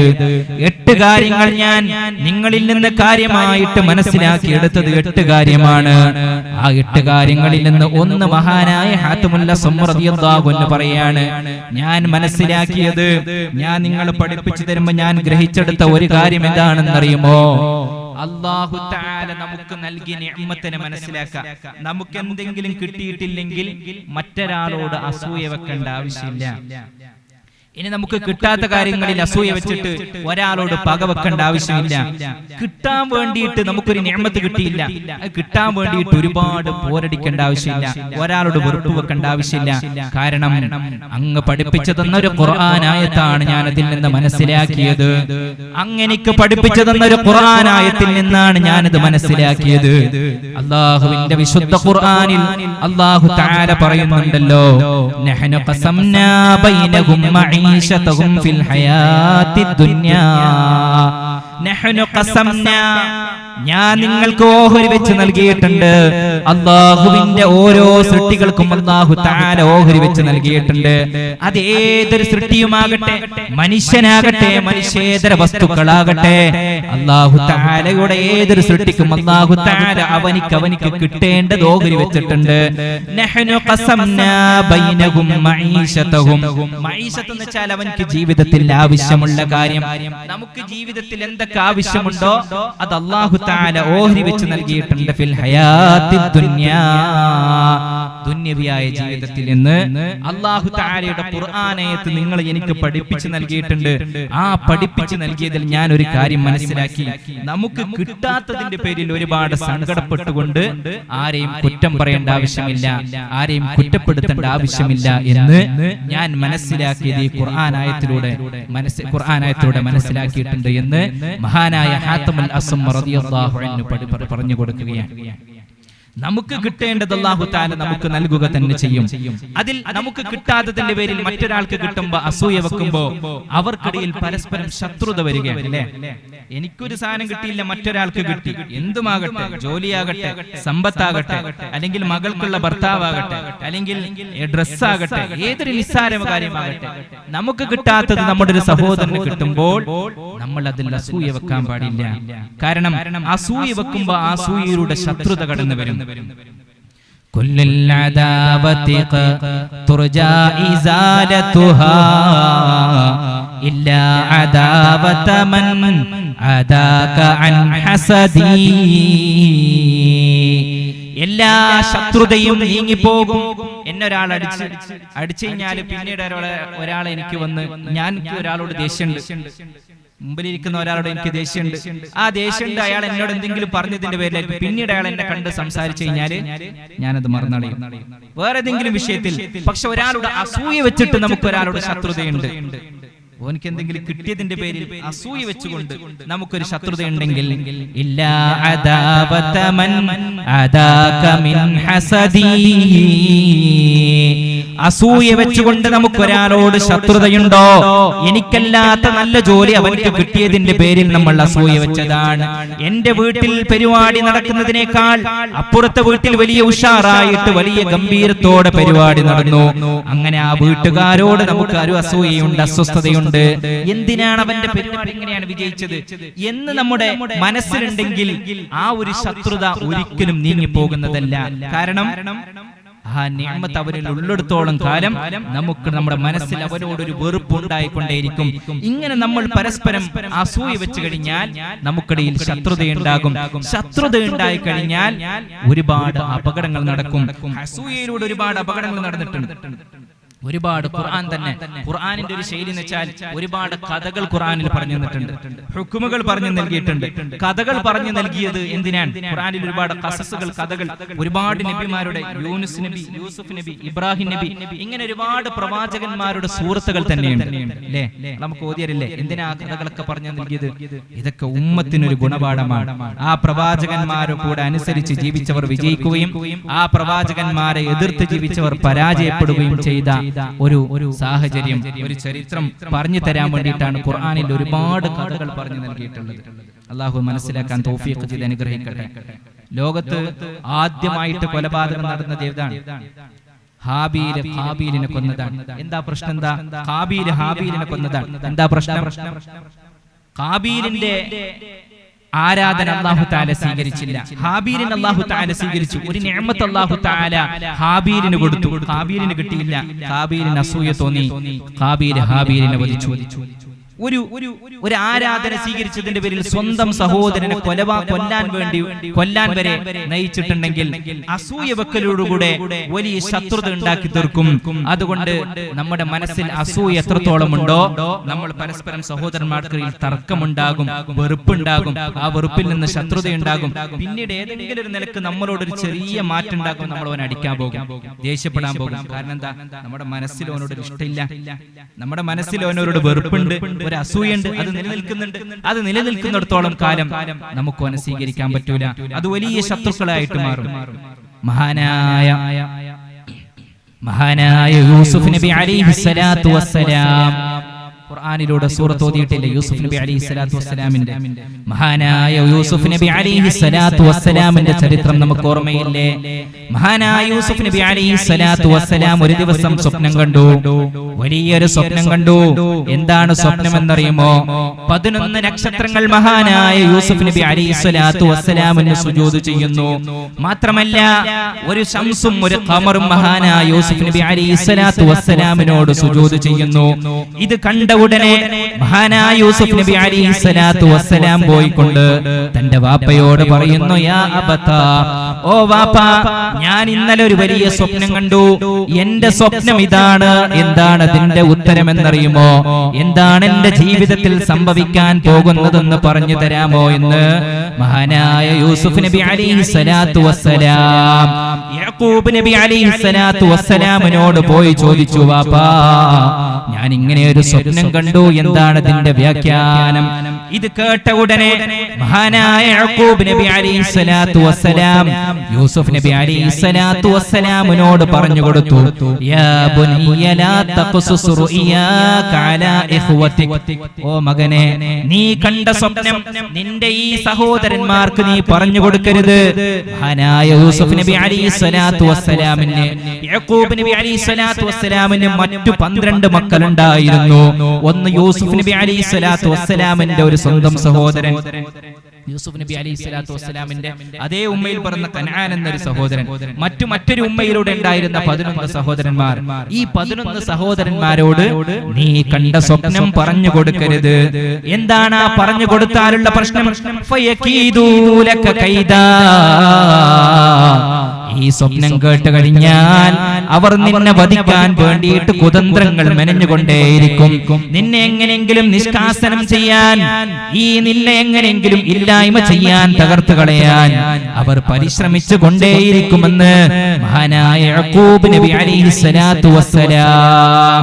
എന്നിട്ട് യാക്കൂബ് നബി അലൈഹിസ്സലാത്തു വസ്സലാം യൂസുഫ് നബിയോട് പറയുകയാണ്, ഇന്ന ശൈത്താന ലിൽ ഇൻസാനി അദുവ്വും മുബീൻ. നമ്മൾ വിചാരിക്കുമല്ലോ നമ്മുടെ സഹോദരനാണ്, എന്റെ അനിയത്തിയാണ്, എന്റെ ജ്യേഷ്ഠനാണ്, എന്റെ ജ്യേഷ്ഠൻ എങ്ങനെയാണ് എന്നോട് ഒരു പക വെക്കുക? എനിക്ക് കിട്ടിയ നിഅമത്തിന്റെ പേരിൽ, എനിക്ക് കിട്ടിയ എന്തെങ്കിലും അനുഗ്രഹത്തിന്റെ പേരിൽ എന്റെ ജ്യേഷ്ഠൻ എങ്ങനെയാണ് എന്നോട് അസൂയ വെക്കുക? എന്റെ കുടുംബക്കാരൻ എങ്ങനെയാണ് എന്നോടൊരു തർക്കമുണ്ടാക്കുക? എന്റെ നിഅമത്തിനെ എടുത്തു കളയണമെന്ന് എങ്ങനെയാണ് ആഗ്രഹിക്കുക? പക്ഷേ ആഗ്രഹിപ്പിക്കുന്നത് ഇന്ന ശൈത്താന ലിൽ ഇൻസാനി അദുവ്വും മുബീൻ. ഇങ്ങനെ ഒരു നിഅമത്ത് കിട്ടുമ്പോ ശൈത്താൻ ഇളകും, അസൂയ ഉണ്ടാക്കാൻ ശ്രമിക്കും. യാക്കൂബ് നബി അലൈഹിസ്സലാത്തു വസ്സലാം പറഞ്ഞിട്ടില്ലേ, ഇങ്ങനെ നിനക്ക് നിഅമത്ത്, ഇതൊരു വലിയ നിഅമത്താണ്, അല്ലാഹു നൽകാൻ ഉദ്ദേശിച്ചതാണ്. ഈ നിഅമത്ത് നിനക്ക് കിട്ടുമെന്ന് അറിഞ്ഞാൽ നിന്നെ എങ്ങനെയെങ്കിലും തകർക്കാൻ, കൊല്ലാൻ വേണ്ടിയിട്ട് അവർ ശ്രമിക്കും. ആ ശ്രമത്തിന്റെ ഭാഗമായിട്ട് ഒരുപാട് കുതന്ത്രങ്ങൾ മെനയും. കാരണം എന്താ അറിയോ? അത് സഹോദരന്മാര് സ്വന്തം ചെയ്യുന്നതല്ല, ഇബ്ലീസിന്റെ ഒരു സ്വാധീനം ഉണ്ടാകും. ആ ഇബ്ലീസിനെ നമ്മൾ സൂക്ഷിക്കണം. അപ്പൊ നമ്മൾക്കിടയിൽ അസൂയുണ്ടെങ്കിൽ നമ്മുടെ സഹോദരനാകട്ടെ, നമ്മുടെ കുടുംബക്കാരാകട്ടെ, ആരോട് നമുക്കൊരു വെറുപ്പുണ്ടാകും, ഒരു അസൂയ ഉണ്ടാകും. ആ അസൂയ ഉണ്ടായി കഴിഞ്ഞാൽ, എന്തെങ്കിലും നിഅമത്ത് അവൻക്ക് ഉണ്ടായി കഴിഞ്ഞാൽ എങ്ങനെയെങ്കിലും അത് പൊളിച്ചു കളയാൻ വേണ്ടിയിട്ട് നമുക്ക് തോന്നും. അല്ലാഹു തആല ഈമാൻ നൽകി അനുഗ്രഹിക്കുമാറാകട്ടെ. എന്താ പ്രശ്നം അറിയോ? ലഖദ് കാന ഫീ യൂസുഫ വ ഇഖ്വതിഹി ആയാതുൻ ലിസ്സായിലീൻ ഇദ് ഖാലൂ ലയൂസുഫു വഅഖൂഹു അഹബ്ബു ഇലാ അബീനാ മിന്നാ. യൂസുഫും യൂസുഫിന്റെ സഹോദരനായ കൻആനും ഞങ്ങളുടെ വാപ്പാക്ക് വല്ലാത്ത ഇഷ്ടമാണ് ഞങ്ങളെക്കാൾ. ആ ഇഷ്ടം നമുക്കിഷ്ടമല്ല. വാപ്പ അവനോട്, യൂസുഫിനോട് കൂടുതൽ താല്പര്യം വെക്കുന്നത്, വാപ്പ അവനോട് കൂടുതൽ ലാളന കൊടുക്കുന്നത് മഹാനായ യാക്കൂബ് നബി അലൈഹിസ്സലാത്തു വസ്സലാം യൂസുഫ് നബി അലൈഹിസ്സലാത്തു വസ്സലാമിലുള്ള ഒരുപാട് നിഅമത്തുകൾ മുൻകൂട്ടി കണ്ടറിഞ്ഞിട്ടുണ്ട്. യൂസുഫ് നബി അലൈഹിസ്സലാത്തു വസ്സലാമിന് കിട്ടാൻ പോകുന്ന നിഅമത്തുകൾ യൂസുഫ് നബി അലൈഹിസ്സലാത്തു വസ്സലാം പിന്നീട് പ്രവാചകനായിട്ട് വരുന്നത് വരെ മഹാനായ യാക്കൂബ് നബി അലൈഹിസ്സലാത്തു വസ്സലാമിന് അറിയാം. ഇത് കണ്ടറിഞ്ഞുകൊണ്ട് മഹാനായ യാക്കൂബ് നബി അലൈഹിസ്സലാത്തു വസ്സലാം യൂസുഫ് നബി അലൈഹിസ്സലാത്തു വസ്സലാമിന് കൂടുതൽ സംരക്ഷണം കൊടുക്കാറുണ്ട്. ആ സംരക്ഷണം കൊടുക്കുന്നത് സ്വന്തം സഹോദരന്മാർക്ക് കണ്ടുകൂടാ. അവർക്ക് അവനോട് പകയായി ആദ്യം അസൂയയുണ്ടായി. ഈ നിഅമത്ത്, കൂടുതൽ നിഅമത്ത് അദ്ദേഹത്തിന് കിട്ടുന്നത് കൊണ്ട്, യൂസുഫ് നബി അലൈഹിസ്സലാത്തു വസ്സലാമിന് വാപ്പ കൂടുതൽ പരിചരണം കൊടുക്കുന്നത് കൊണ്ട് ആദ്യമായിട്ട് അദ്ദേഹത്തിന്റെ സഹോദരന്മാർക്ക് അസൂയാണ് ഉണ്ടായത്. പിന്നീട് അത് ശത്രുതയായി. ശത്രുത എവിടേക്ക് വരെ എത്തിച്ചു? സ്വന്തം സ്വന്തം സഹോദരനെ കൊല്ലണം എന്ന് തോന്നാൻ വരെ എത്തിച്ചു. ആ തോന്നലിലേക്ക് എത്തിച്ചുകൊണ്ട് അവർ സംഗമിക്കുകയും എങ്ങനെയെങ്കിലും യൂസുഫിനെ വകവരുത്തണം എന്ന് സ്വന്തം സഹോദരന്മാർ ആലോചിച്ചിട്ട് പ്ലാൻ ഇട്ടിട്ട് യൂസുഫ് നബി അലൈഹി സ്വലാത്തു വസ്സലാം ഒരു ദിവസം ആട് മേയ്ക്കാൻ കൊണ്ടുപോകുമ്പോ യൂസുഫിനെ കൂടെ തരുമോ, കൂടെ കൊണ്ടുപോയിക്കോട്ടെ എന്ന് ചോദിച്ചു. വാപ്പ പറഞ്ഞു, നിങ്ങളെ കൂടെ പോയാല് നിങ്ങളെ കളിക്കുമ്പോ യൂസുഫ് കളിക്കൂല അലൈഹിസ്സലാം. യൂസുഫ് നബി അലൈഹി സ്വലാത്തു വസ്സലാം കളിക്കാത്ത സമയത്ത് ചെന്നായ്ക്കൾ വന്നിട്ടോ അല്ല അപകടങ്ങളോ വരാൻ സാധ്യതയുണ്ട്, അതുകൊണ്ട് യൂസുഫിനെ കൊണ്ടുപോകണ്ട. വാപ്പയോട് തർക്കിച്ച് ഞങ്ങൾ എങ്ങനെയെങ്കിലും സംരക്ഷിക്കാമെന്ന് പറഞ്ഞുകൊണ്ട് യൂസുഫ് നബി അലൈഹി സ്വലാത്തു വസ്സലാമിനെ കൊണ്ടുപോകുമ്പോ അവർ തീരുമാനമെടുത്തു. എന്താ കൊണ്ടുപോകുമ്പോ അവര് ചില ആൾക്കാർ തർക്കം, കൊല്ലണോ അല്ല പൊട്ടക്കണറ്റിൽ തട്ടിയിടണോ. ഖുർആൻ പറയാണ്, ഒന്നെങ്കിൽ യൂസുഫിനെ കൊല്ലണം അലൈഹിസ്സലാം, അല്ലെങ്കിൽ ഏതെങ്കിലും ഒരു പൊട്ടക്കണറ്റിൽ തള്ളിയിടണം. ഒരു വിഭാഗം ബഹുവിഭാഗം ആള് പറഞ്ഞു, യൂസുഫ് അലൈഹിസ്സലാം, യൂസുഫിനെ നമുക്ക് കൊല്ലാം, കൊന്നാ പിന്നെ തിരിച്ചു വരൂലല്ലോ, പിന്നെ വാപ്പാക്ക് കാണാനില്ലാലോ, പിന്നെ നമ്മൾ മാത്രാവൂലേ. മറ്റൊരു വിഭാഗം പറഞ്ഞു, വേണ്ട, നമുക്ക് കൊല്ലണ വേണ്ട, ഒരു പൊട്ടക്കണറ്റിൽ ആരും വരാത്തൊരു വിജനമായ മാർഗത്തിലൂടെ ഒരു പൊട്ടക്കണറ്റിലേക്ക് തള്ളിയിടാം എന്ന് രണ്ടുപേർ തർക്കിച്ചു. അവസാനം പൊട്ടക്കണറ്റിലേക്ക് തള്ളിയിടാൻ തീരുമാനമായി. എവിടുന്നാ ഇത് എത്തിപ്പെട്ടത്? ആദ്യം വാപ്പ കുറച്ച് കൺസെൻട്രേഷൻ, കുറച്ച് ലാളന കൊടുത്തു. ഇത് ചില ആൾക്ക് ചില മറ്റുള്ള മക്കൾക്ക് പിടിച്ചില്ല. അപ്പോ വാപ്പമാരുണ്ടാവും ചില മക്കളെ മാത്രം കൊഞ്ചിക്കണം, അത് മറ്റുള്ള മക്കൾക്ക് പിടിക്കുന്നുണ്ടാവില്ല. പിന്നീട് വാപ്പാനോട് പ്രശ്നം ഉണ്ടാവില്ല, പക്ഷെ പിന്നീട് പ്രശ്നം ഉണ്ടാവുന്നത് ആരുടെ ആയിരിക്കും? ഈ കുറച്ച് ലാളന കിട്ടുന്ന മറ്റൊരു മകനുടായിരിക്കും. അല്ലാഹു ഈമാൻ നൽകി അനുഗ്രഹിക്കട്ടെ. അതുകൊണ്ട് മുഅ്മിനീങ്ങളെ, എന്ത് തന്നെയായാലും സ്വന്തം സഹോദരന്മാർക്കിടയിൽ വരെ തർക്കമുണ്ടാക്കാൻ വേണ്ടിയിട്ട് ആർക്ക് സാധിക്കും? ഹസദിന് സാധിക്കും. അത്രത്തോളം സ്വാധീനം ഹസദിനുണ്ട്. എങ്ങനെയാണ് ഹബീബായ റസൂലുള്ളാഹി സ്വല്ലല്ലാഹു അലൈഹി വസല്ലം തങ്ങൾ മദീനത്തെ പട്ടണം ഉണ്ടാക്കിയത്? ഒരു ഹസദില്ലാത്തടത്ത് പരസ്പരം അസൂയയില്ല. രണ്ടുപേർക്കും നിഅമത്ത് കിട്ടണം, എനിക്കും കിട്ടണം, എന്റെ സഹോദരന് കിട്ടണം, എനിക്ക് കിട്ടണം, എന്റെ അയൽവാസി കിട്ടണം. എന്റെ മകൾക്ക് നല്ലൊരു ഭർത്താവ് ഉണ്ടായി, അല്ലാഹുവേ എന്റെ അയൽവാസിക്ക് നല്ല ഭർത്താവിനെ കൊടുക്കണം, അയൽവാസിന്റെ മകൾക്കും നല്ല ഭർത്താവിനെ കൊടുക്കണേ. എനിക്ക് നല്ല ജോലി ഉണ്ടായി, അല്ലാഹു എന്റെ കൂട്ടുകാരനും നല്ല ജോലി കൊടുക്കണേ. എന്നിങ്ങനെ നമ്മുടെ നാട്ടുകാർ പരസ്പരം ആലോചിക്കുമ്പോ, പരസ്പരം അങ്ങനെ ഒരു ചിന്തഗതിയിലേക്ക് എത്തുമ്പോഴാണ് നാട്ടിൽ എല്ലാവർക്കും ഒരു പുരോഗതി ഉണ്ടാവുക, അല്ലെ? ഈ ഹസദിന്റെ പ്രശ്നം വെച്ചാൽ പരസ്പരം അങ്ങോട്ടും ഇങ്ങോട്ടും കാല് വലിക്കാൻ. എന്നുവെച്ചാല് ഒരാൾക്കൊരു നിഅമത്ത് കിട്ടിയിട്ട് മുന്നോട്ട് പോകാൻ പറ്റൂല, എങ്ങനെങ്കിലും താഴെ വീഴണം. അതിനപ്പുറത്തവനോട് പോയിട്ട് പറയും, ഇപ്പുറത്തവനോട് പോയിട്ട് പറയും. ഒരാളുടെ കച്ചവടം നന്നാൻ പറ്റൂല, ഒരാളുടെ ജോലി നന്നാൻ പറ്റൂല, ഒരാളുടെ വീട് നന്നാൻ പറ്റൂല, ഒരാൾ വലിയ വണ്ടി എടുക്കാൻ പറ്റൂല. എന്തുണ്ടെങ്കിലും അതെങ്ങനെയെങ്കിലും പോയി കിട്ടണം എന്ന് ആഗ്രഹിക്കലാണ് ഹസദിന്റെ ഏറ്റവും വലിയ പ്രശ്നം. അത് തിരിച്ചറിഞ്ഞുകൊണ്ട് നമ്മുടെ മനസ്സിലുണ്ടെങ്കിൽ അതിനെ കരിച്ചു കളയാൻ നമ്മൾ ശ്രമിക്കണം. അല്ലാഹു തആല തൗഫീഖ് ചെയ്ത് അനുഗ്രഹിക്കട്ടെ. ഹബീബായ റസൂലുള്ളാഹി സ്വല്ലല്ലാഹു അലൈഹി വസല്ലം തങ്ങൾ സ്വഹാബത്തിനിടയിൽ ഇങ്ങനെ ഒരു ചിന്ത ഉണ്ടാക്കിയെടുത്തിട്ടുണ്ട്. പരസ്പരം അങ്ങോട്ടും ഇങ്ങോട്ടും നിഅമത്ത് കിട്ടാൻ വേണ്ടിയിട്ട് പരസ്പരം പരിശ്രമിക്കുക. ഹബീബിന്റെ സ്വഹാബത്ത് മക്കയിൽ നിന്ന് മഹാനായ സ്വഹാബത്ത് റസൂലുള്ളാഹിന്റെ കൂടെ മദീനയിലേക്ക് തങ്ങളുടെ എല്ലാ സമ്പത്തുകളും ഒഴിഞ്ഞു കൊടുത്തുകൊണ്ട്, വീടുണ്ടായിരുന്നു, വീട് ഞങ്ങൾക്ക് വേണ്ട, ഞങ്ങൾക്ക് തോട്ടമുണ്ടായിരുന്നു, ഞങ്ങൾക്ക് തോട്ടങ്ങൾ വേണ്ട, ഞങ്ങൾക്ക് സമ്പാദ്യമുണ്ടായിരുന്നു, ഞങ്ങൾക്ക് സമ്പാദ്യങ്ങൾ വേണ്ട, ഞങ്ങൾക്ക് ദീനുൽ ഇസ്ലാം മതി എന്ന് പറഞ്ഞുകൊണ്ട് ഹബീബിന്റെ കൂടെ സ്വഹാബത്ത് മക്കയിൽ നിന്ന് മദീനയിലേക്ക് വന്നു.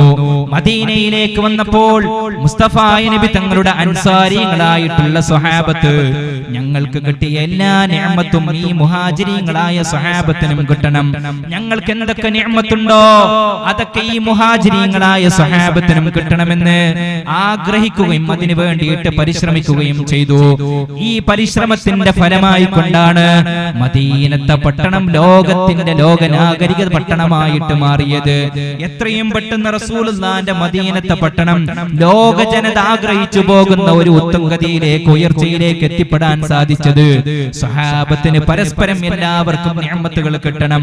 ഞാനും മുഷാറാവണം, എന്റെ അയൽവാസി മുഷാറാവണം, എനിക്കും ജോലി വേണം, എനിക്കും സമ്പത്ത് വേണം, എന്റെ അയൽവാസിക്കും എന്റെ നാട്ടുകാരനും എന്റെ ഈ മദീനത്തെ പട്ടണത്തിൽ ഇരിക്കുന്നവർക്കൊക്കെയും നിഅമത്തുകൾ വേണം, ജോലി വേണം, സമ്പത്ത് വേണം എന്ന് മദീനത്തെ ഓരോ സ്വഹാബത്തും ആഗ്രഹിച്ചത് കൊണ്ടാണ് എല്ലാ സ്വഹാബത്തും അങ്ങനെ ആഗ്രഹിച്ചു. അപ്പൊ പരസ്പരം എല്ലാവരും സഹകരിക്കാൻ തുടങ്ങി. ഹബീബായ റസൂലുള്ളാഹി തങ്ങൾ മദീനത്തെ പള്ളിയുടെ റൂമിലിരിക്കുമ്പോൾ അർദ്ധരാത്രി അൻസാരികളായ മദീനത്തെ സ്വഹാബത്ത് വരും. എന്നിട്ട് നബി തങ്ങളോട് പറയും, നബിയെ, നാളെ രാവിലെ ആരെങ്കിലും മക്കയിൽ നിന്ന് വന്നാൽ എന്റെ അടുത്ത് കുറച്ച് സമ്പത്തുണ്ട്, എനിക്ക് കുറച്ച് തോട്ടുണ്ട്, എനിക്ക് കുറച്ച് ഒട്ടകമുണ്ട്, അതൊക്കെ ഞാൻ ആ സ്വഹാബത്തിന് കൊടുക്കാമെന്ന് മുസ്തഫ നബി സല്ലല്ലാഹു അലൈഹി വസല്ലമ തങ്ങളോട് പറയുമായിരുന്നു. അത്രേ നമ്മൾ ആഗ്രഹിക്കും അങ്ങനെ, എനിക്ക് കുറച്ചുള്ള സമ്പത്ത്, എനിക്ക് കിട്ടിയ ജോലി മറ്റവനക്കും കിട്ടാൻ, എനിക്ക് കിട്ടിയ പോലത്തെ സമ്പത്ത് മറ്റേയാൾക്കും കിട്ടാൻ, എനിക്കുണ്ടാകുന്ന പോലത്തെ കച്ചവടം മറ്റേയാൾക്ക് ഉണ്ടാകാൻ, എന്നെ മോക്കുണ്ടാകാത്ത പുതിയാപ്പിള മറ്റൊരാൾക്ക് കിട്ടാൻ, അങ്ങനെ ആഗ്രഹിക്കും. കിട്ടിക്കോട്ടെ എന്ന് ആഗ്രഹിക്കും. പക്ഷെ ഇത്ര ഉഷാറായത് കിട്ടരുത്, എനിക്ക് കിട്ടുന്ന അത്ര ശമ്പളമുള്ള ജോലി കിട്ടരുത്, എനിക്ക് കിട്ടിയ എത്ര ശമ്പളം കിട്ടരുത്, ഇന്റെ പരന്റെ അത്ര ഉഷാറാവരുത് എന്നല്ലേ നമ്മൾ ആലോചിക്കുന്നത്. അതെവിടുന്നാ വരുന്നത്? അത് ഹസദിൽ നിന്നാണ് വരുന്നത്. നമുക്കൊരു അസ്വസ്ഥതയുണ്ട്. എന്റെ ഈ മുസ്ലിമായ സഹോദരൻ എന്റെ അത്ര ഉഷാറാവരുത്, എന്റെ വീടിന്റെ അത്ര ഉഷാറാവരുത്, എന്റെ പോലത്തെ വണ്ടി എടുക്കരുത്, ഞാൻ സ്വിഫ്റ്റ് എടുത്തിട്ടുണ്ടെങ്കിൽ ഓൻ ഇന്നോ എടുക്കരുത്, സ്വിഫ്റ്റിന്റെ താഴെയുള്ള ഏതെങ്കിലും എടുക്കണം എന്നാണ് നമ്മുടെ മനസ്സിന്റെ ആലോചന. പക്ഷേ ഹബീബായ തങ്ങളുടെ സ്വഹാബത്ത് അങ്ങനെയല്ല ആലോചിച്ചത്. ഞങ്ങൾക്കുള്ള എല്ലാ നിഅമത്തും മറ്റൊരു സ്വഹാബത്തിനും ഉണ്ടാകണം. എന്ത് നിഅമത്താണെങ്കിലും എന്റെ മറ്റു സ്വഹാബത്തിനും, എന്റെ അയൽവാസിയായ സ്വഹാബത്തിനും, മക്കയിൽ നിന്ന് കടന്നു വരുന്ന ഓരോ സ്വഹാബത്തിനും എനിക്കുള്ള എല്ലാ നിഅമത്തും സമ്പാദ്യവും ഉണ്ടാവണമെന്ന് മദീനത്തുള്ള എല്ലാ ഓരോ സ്വഹാബത്തും ആഗ്രഹിച്ചു. അങ്ങനെ ആഗ്രഹിച്ചത് കൊണ്ടാണ് മക്കയിൽ നിന്ന് ഒന്നുമില്ലാതെ എല്ലാ സമ്പത്തുകളും ഒഴിവാക്കി കൊണ്ടുവന്ന, എല്ലാ സമ്പത്തുകളും എറിഞ്ഞിട്ട് ദൂരെ വിട്ടെറിഞ്ഞുകൊണ്ട് അള്ളാഹുവിന്റെ ദീനിനെ ആഗ്രഹിച്ചു കൊണ്ടുവന്ന സ്വഹാബത്തിന് മദീനയിൽ പട്ടിണി അടക്കാൻ കഴിഞ്ഞത്, മദീനയിൽ പിടിച്ചു നിൽക്കാൻ കഴിഞ്ഞത്, മദീനത്ത് പള്ളി ഉണ്ടാക്കാൻ കഴിഞ്ഞത്, മദീനത്ത് ദീന് പ്രചരിപ്പിക്കാൻ കഴിഞ്ഞത് പരസ്പരം എനിക്ക് കിട്ടിയ നിഅമത്ത് മറ്റൊരാൾക്കും കിട്ടണമെന്ന് ആഗ്രഹിച്ചത് കൊണ്ടാണ്. മഹാനായ അബൂബക്കർ റളിയല്ലാഹു അൻഹു സയ്യിദനാ ഉമർ ഇബ്നുൽ ഖത്താബ് തങ്ങളും വലിയ കൂട്ടുകാരാണ്. റിപ്പബ്ലിക്കിന്റെ ഒന്നാം ഖലീഫയും രണ്ടാം ഖലീഫയുമായ സയ്യിദനാ അബൂബക്കർ സിദ്ദീഖും ഉമർ തങ്ങളും എല്ലാ ദിവസവും പള്ളിയിലേക്ക് കടന്നു വരുമ്പോൾ കണ്ടുമുട്ടാറുണ്ട്. എല്ലാ ദിവസവും കണ്ടുമുട്ടുമ്പോൾ മഹാനായ അബൂബക്കർ സിദ്ദീഖ് റളിയല്ലാഹു അൻഹു ഉമർ തങ്ങളോട് സലാം പറയും. അബൂബക്കർ തങ്ങൾ ഇങ്ങനെ കടന്നു വരും, ഉമർ തങ്ങളെ കണ്ടുമുട്ടും. ഉമർ തങ്ങളെ കണ്ടുമുട്ടുമ്പോൾ അബൂബക്കർ തങ്ങൾ അസ്സലാമു അലൈക്കും യാ ഉമർ എന്ന് പറയും. ഇതെല്ലാ ദിവസവും പതിവായിട്ട് നടക്കുന്ന ഒരു സ്വാഭാവികമാണ്.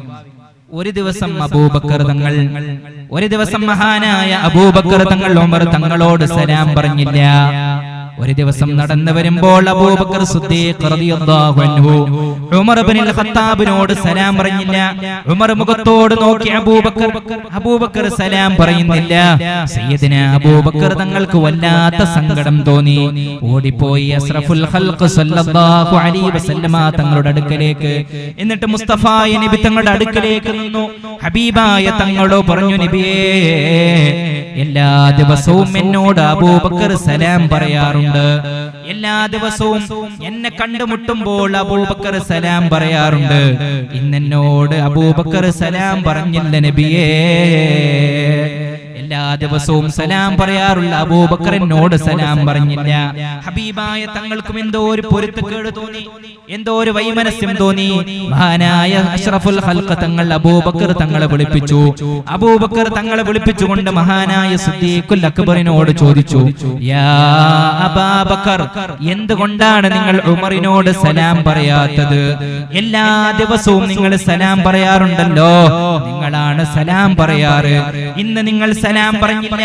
ഉമർ എന്നോട് വന്നിട്ട് വിഷമം പറഞ്ഞിട്ടുണ്ട്, നിങ്ങൾ എന്നോട് സലാം പറഞ്ഞില്ല എന്ന് പറഞ്ഞുകൊണ്ട്.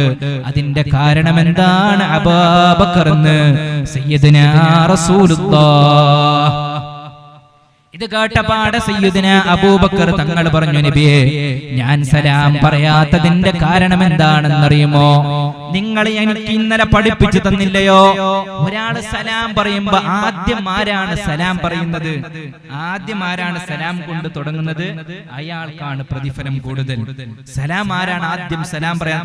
രണ്ടാള് കണ്ടുമുട്ടുമ്പോ അസ്സലാമു അലൈക്കും എന്ന് ആദ്യം ആരാണോ പറയുന്നത് അയാൾക്കാണ് പ്രതിഫലം കൂടുതൽ. അപ്പൊ എന്റെ സഹോദരനായ ഉമറിനെ എനിക്ക് കിട്ടുന്ന എല്ലാ പ്രതിഫലവും ഉമറിന് കിട്ടണം, എനിക്ക് കിട്ടുന്ന എല്ലാ നിഅമത്തുകളും ഉമറിന് കിട്ടണം. അത് ആ പ്രതിഫലം ഉമറിന് കിട്ടാൻ വേണ്ടിയിട്ടാണ് ഞാൻ സലാം പറയാത്തതെന്ന് സയ്യിദുന അബൂബക്കറിന് സിദ്ദീഖ് റളിയല്ലാഹു അൻഹു പറയുകയാണ്. എന്റെ മുഅ്മിനീങ്ങളെ ആലോചിച്ചു നോക്കൂ, ആഖിറത്തിൽ കിട്ടുന്ന ഒരു പ്രതിഫലം തന്റെ ഒരു കൂട്ടുകാരന് കിട്ടാൻ വേണ്ടിയിട്ട് വഴിമാറി കൊടുത്തു സയ്യിദുന അബൂബക്കറിന് സിദ്ദീഖ് റളിയല്ലാഹു അൻഹു. എനിക്ക് കിട്ടുന്ന എല്ലാ നിഅമത്തുകളും എന്റെ സഹോദരന് കിട്ടണമെന്ന് ഓരോ സഹാബത്തും ആഗ്രഹിച്ചു. അങ്ങനെയാണ് ജീവിച്ചു പോരുന്നത്. പരസ്പരം മറ്റൊരാൾക്ക് ഉണ്ടാകുന്നത് നശിച്ചു പോകണമെന്ന് അവരുടെ മനസ്സിലില്ല, എന്നവരുടെ കൽബിലില്ല. അതുകൊണ്ടാണ് അവർക്ക് എത്രയും പെട്ടെന്ന് ഇസ്ലാമിനെ പടുത്തുയർത്താൻ സാധിച്ചത്. ഇത് നമ്മുടെ നാട്ടുകാർക്കിടയിൽ ഉണ്ടാകണം. നമ്മുടെ നാട്ടുകാർക്കിടയിൽ എനിക്ക് കിട്ടുന്ന എല്ലാ നിയമത്തും മോൻക്കും കിട്ടണം, എല്ലാ എന്റെ വീടിനേക്കാൾ ഉഷാറുള്ള വീടുണ്ടാകണം എന്ന് പരസ്പരം ആഗ്രഹിക്കുമ്പോ ഒരാളുടെ മകൾക്ക് പുതിയാപ്പിളായില്ലെങ്കിൽ നമ്മൾ തേടിയിറങ്ങും അല്ലേ? കച്ചവടം ഒരാൾക്ക് ഉഷാറാന്നില്ലെങ്കിൽ എങ്ങനെയാണ് അതിന്റെ പരിഹാരം എന്ന് നമ്മൾ ആഗ്രഹിക്കും. ആരോഗ്യം എന്നെക്കാൾ ഉഷാറുള്ള ആരോഗ്യമുണ്ട്, ഓന്റെ ആരോഗ്യം നിലനിർത്താൻ വേണ്ടിയിട്ട് നമ്മൾ പരിശ്രമിക്കും. ഒരാൾ പ്രയാസത്തിലാണ്, എങ്ങനെയെങ്കിലും പ്രയാസം പരിഹരിക്കാൻ ശ്രമിക്കും. നമ്മുടെ നാടിൽ അസൂയ ഒന്ന് മാറ്റി നിർത്തി കഴിഞ്ഞാൽ നമ്മുടെ നാട് ഉയരങ്ങളിൽ നിന്ന് ഉയരങ്ങളിലേക്ക് എത്തും. അസൂയ നമ്മുടെ നാട്ടുകാർക്ക് എല്ലാവർക്കും ഉണ്ടോ? ആ നാട്ടിൽ എല്ലാവരും ഇങ്ങനെ താഴ്ന്നു പോകാനാണ് സാധ്യം. കാരണം എന്താ? ഒരാൾ ആഗ്രഹം മറ്റവൻ ഉയർന്നു പോകരുത്, കുറയണം. കാർ എടുക്കുമ്പോൾ എങ്ങനെയെങ്കിലും പോകണം, കച്ചവടം കൂടുമ്പോ എങ്ങനെ കച്ചവടം ചെയ്യണം, ജോലി കിട്ടാൻ പോകുമ്പോ ഓനക്ക് ആ ജോലി കിട്ടരുത് എന്ന് മനസ്സിൽ നമ്മൾ ആഗ്രഹിക്കുന്നുണ്ടോ? നമ്മുടെ നാടിന്റെ പുരോഗതിയിലേക്ക് കൊണ്ടുപോകാൻ സാധിക്കൂല. അതുകൊണ്ട് തന്നെ മുഅ്മിനീങ്ങൾ ഒരിക്കലും മനസ്സിൽ അസൂയ വെക്കരുത്. അസൂയ ഉലമാക്കൾ ഡിവൈഡ് ചെയ്ത് നൽകിയിട്ടുണ്ട്. 3 തരം അസൂയ ഉണ്ടെന്നാണ്. ഒന്ന് മറ്റൊരാൾക്ക് ഒരു നിഅമത്ത് അല്ലാഹു തആല കൊടുത്തു, അത് ഓൻക്ക് കിട്ടാൻ പാടില്ല, എങ്ങനെയെങ്കിലും നീങ്ങിപ്പോകണം എന്ന് ആഗ്രഹിക്കാം. ഒരാൾക്ക് ജോലി കിട്ടിയത് എങ്ങനെയെങ്കിലും പോകണമെന്ന് ആഗ്രഹിക്കാം. രണ്ടാമത്തത് ഓൻന്ന് പോയിട്ട് അത് എനിക്ക് കിട്ടണം, ഒന്ന് പോയിട്ട് അത് എനിക്ക് കിട്ടണം, എന്തെങ്കിലും ഒരു നിഅമത്ത് എന്തോ ആയിക്കോട്ടെ. അപ്പൊ ഓൻക്ക് പോയിട്ട് ഒരു നല്ലൊരു ജോലി കിട്ടി, ഓന്റെ ജോലി നഷ്ടപ്പെട്ടിട്ട് എന്റെ മോൻ കിട്ടണം. ഗൾഫിൽ പോയി നല്ല ഹൈറായ ജോലി, അത് ഓൻക്ക് നഷ്ടപ്പെട്ടിട്ട് എന്റെ മോൻ കിട്ടണം. നല്ല പുതിയാപ്പിള, അത് ക്യാൻസർ ആയിട്ട് എന്റെ മോക്ക് കിട്ടിയിരുന്നെങ്കിൽ എന്നാഗ്രഹിക്കുക. ഇത് രണ്ടും മദ്മൂമാണ്, മൻഹിയ അൻഹുമാണ്. ഈ 2 ചിന്തയും നമ്മുടെ മനസ്സിൽ ഉണ്ടാകാൻ പാടില്ല. മൂന്നാമത്തെ അസൂയയുണ്ട്. ആ അസൂയയെ പറ്റിയിട്ട് ഹബീബായ റസൂലുള്ളാഹി സല്ലല്ലാഹു അലൈഹി വസല്ലം തങ്ങൾ പറഞ്ഞത് ആ അസൂയ നല്ലത്. അസൂയ വെക്കാൻ പറ്റും. മൂന്നാമത്തെ അസൂയ, 2 അസൂയയും പാടില്ല. ഒരാൾക്ക് നിഅമത്ത് കിട്ടിയത് നീങ്ങി പോകണമെന്ന് ആഗ്രഹിക്കാം. മറ്റൊന്ന് ഒരാൾക്ക് കിട്ടി ആ നീങ്ങി പോയിട്ട് അത് എനിക്ക് കിട്ടണമെന്ന് ആഗ്രഹിക്കാം. മൂന്നാമത്തെ അസൂയുണ്ട്, അത് നല്ലതാണെന്നാണ് സയ്യിദുനാ റസൂലുള്ളാഹി സല്ലല്ലാഹു അലൈഹി വസല്ലം ലാ ഹസദ ഇല്ലാ ഫിത്നൈൻ, 2 കാര്യങ്ങളിലല്ലാതെ അസൂയ വെക്കാൻ പാടില്ല എന്ന് ശഫീഉനാ റസൂലുള്ളാഹി സല്ലല്ലാഹു അലൈഹി വസല്ലം. ഏതാണ് ആ 2 കാര്യങ്ങൾ?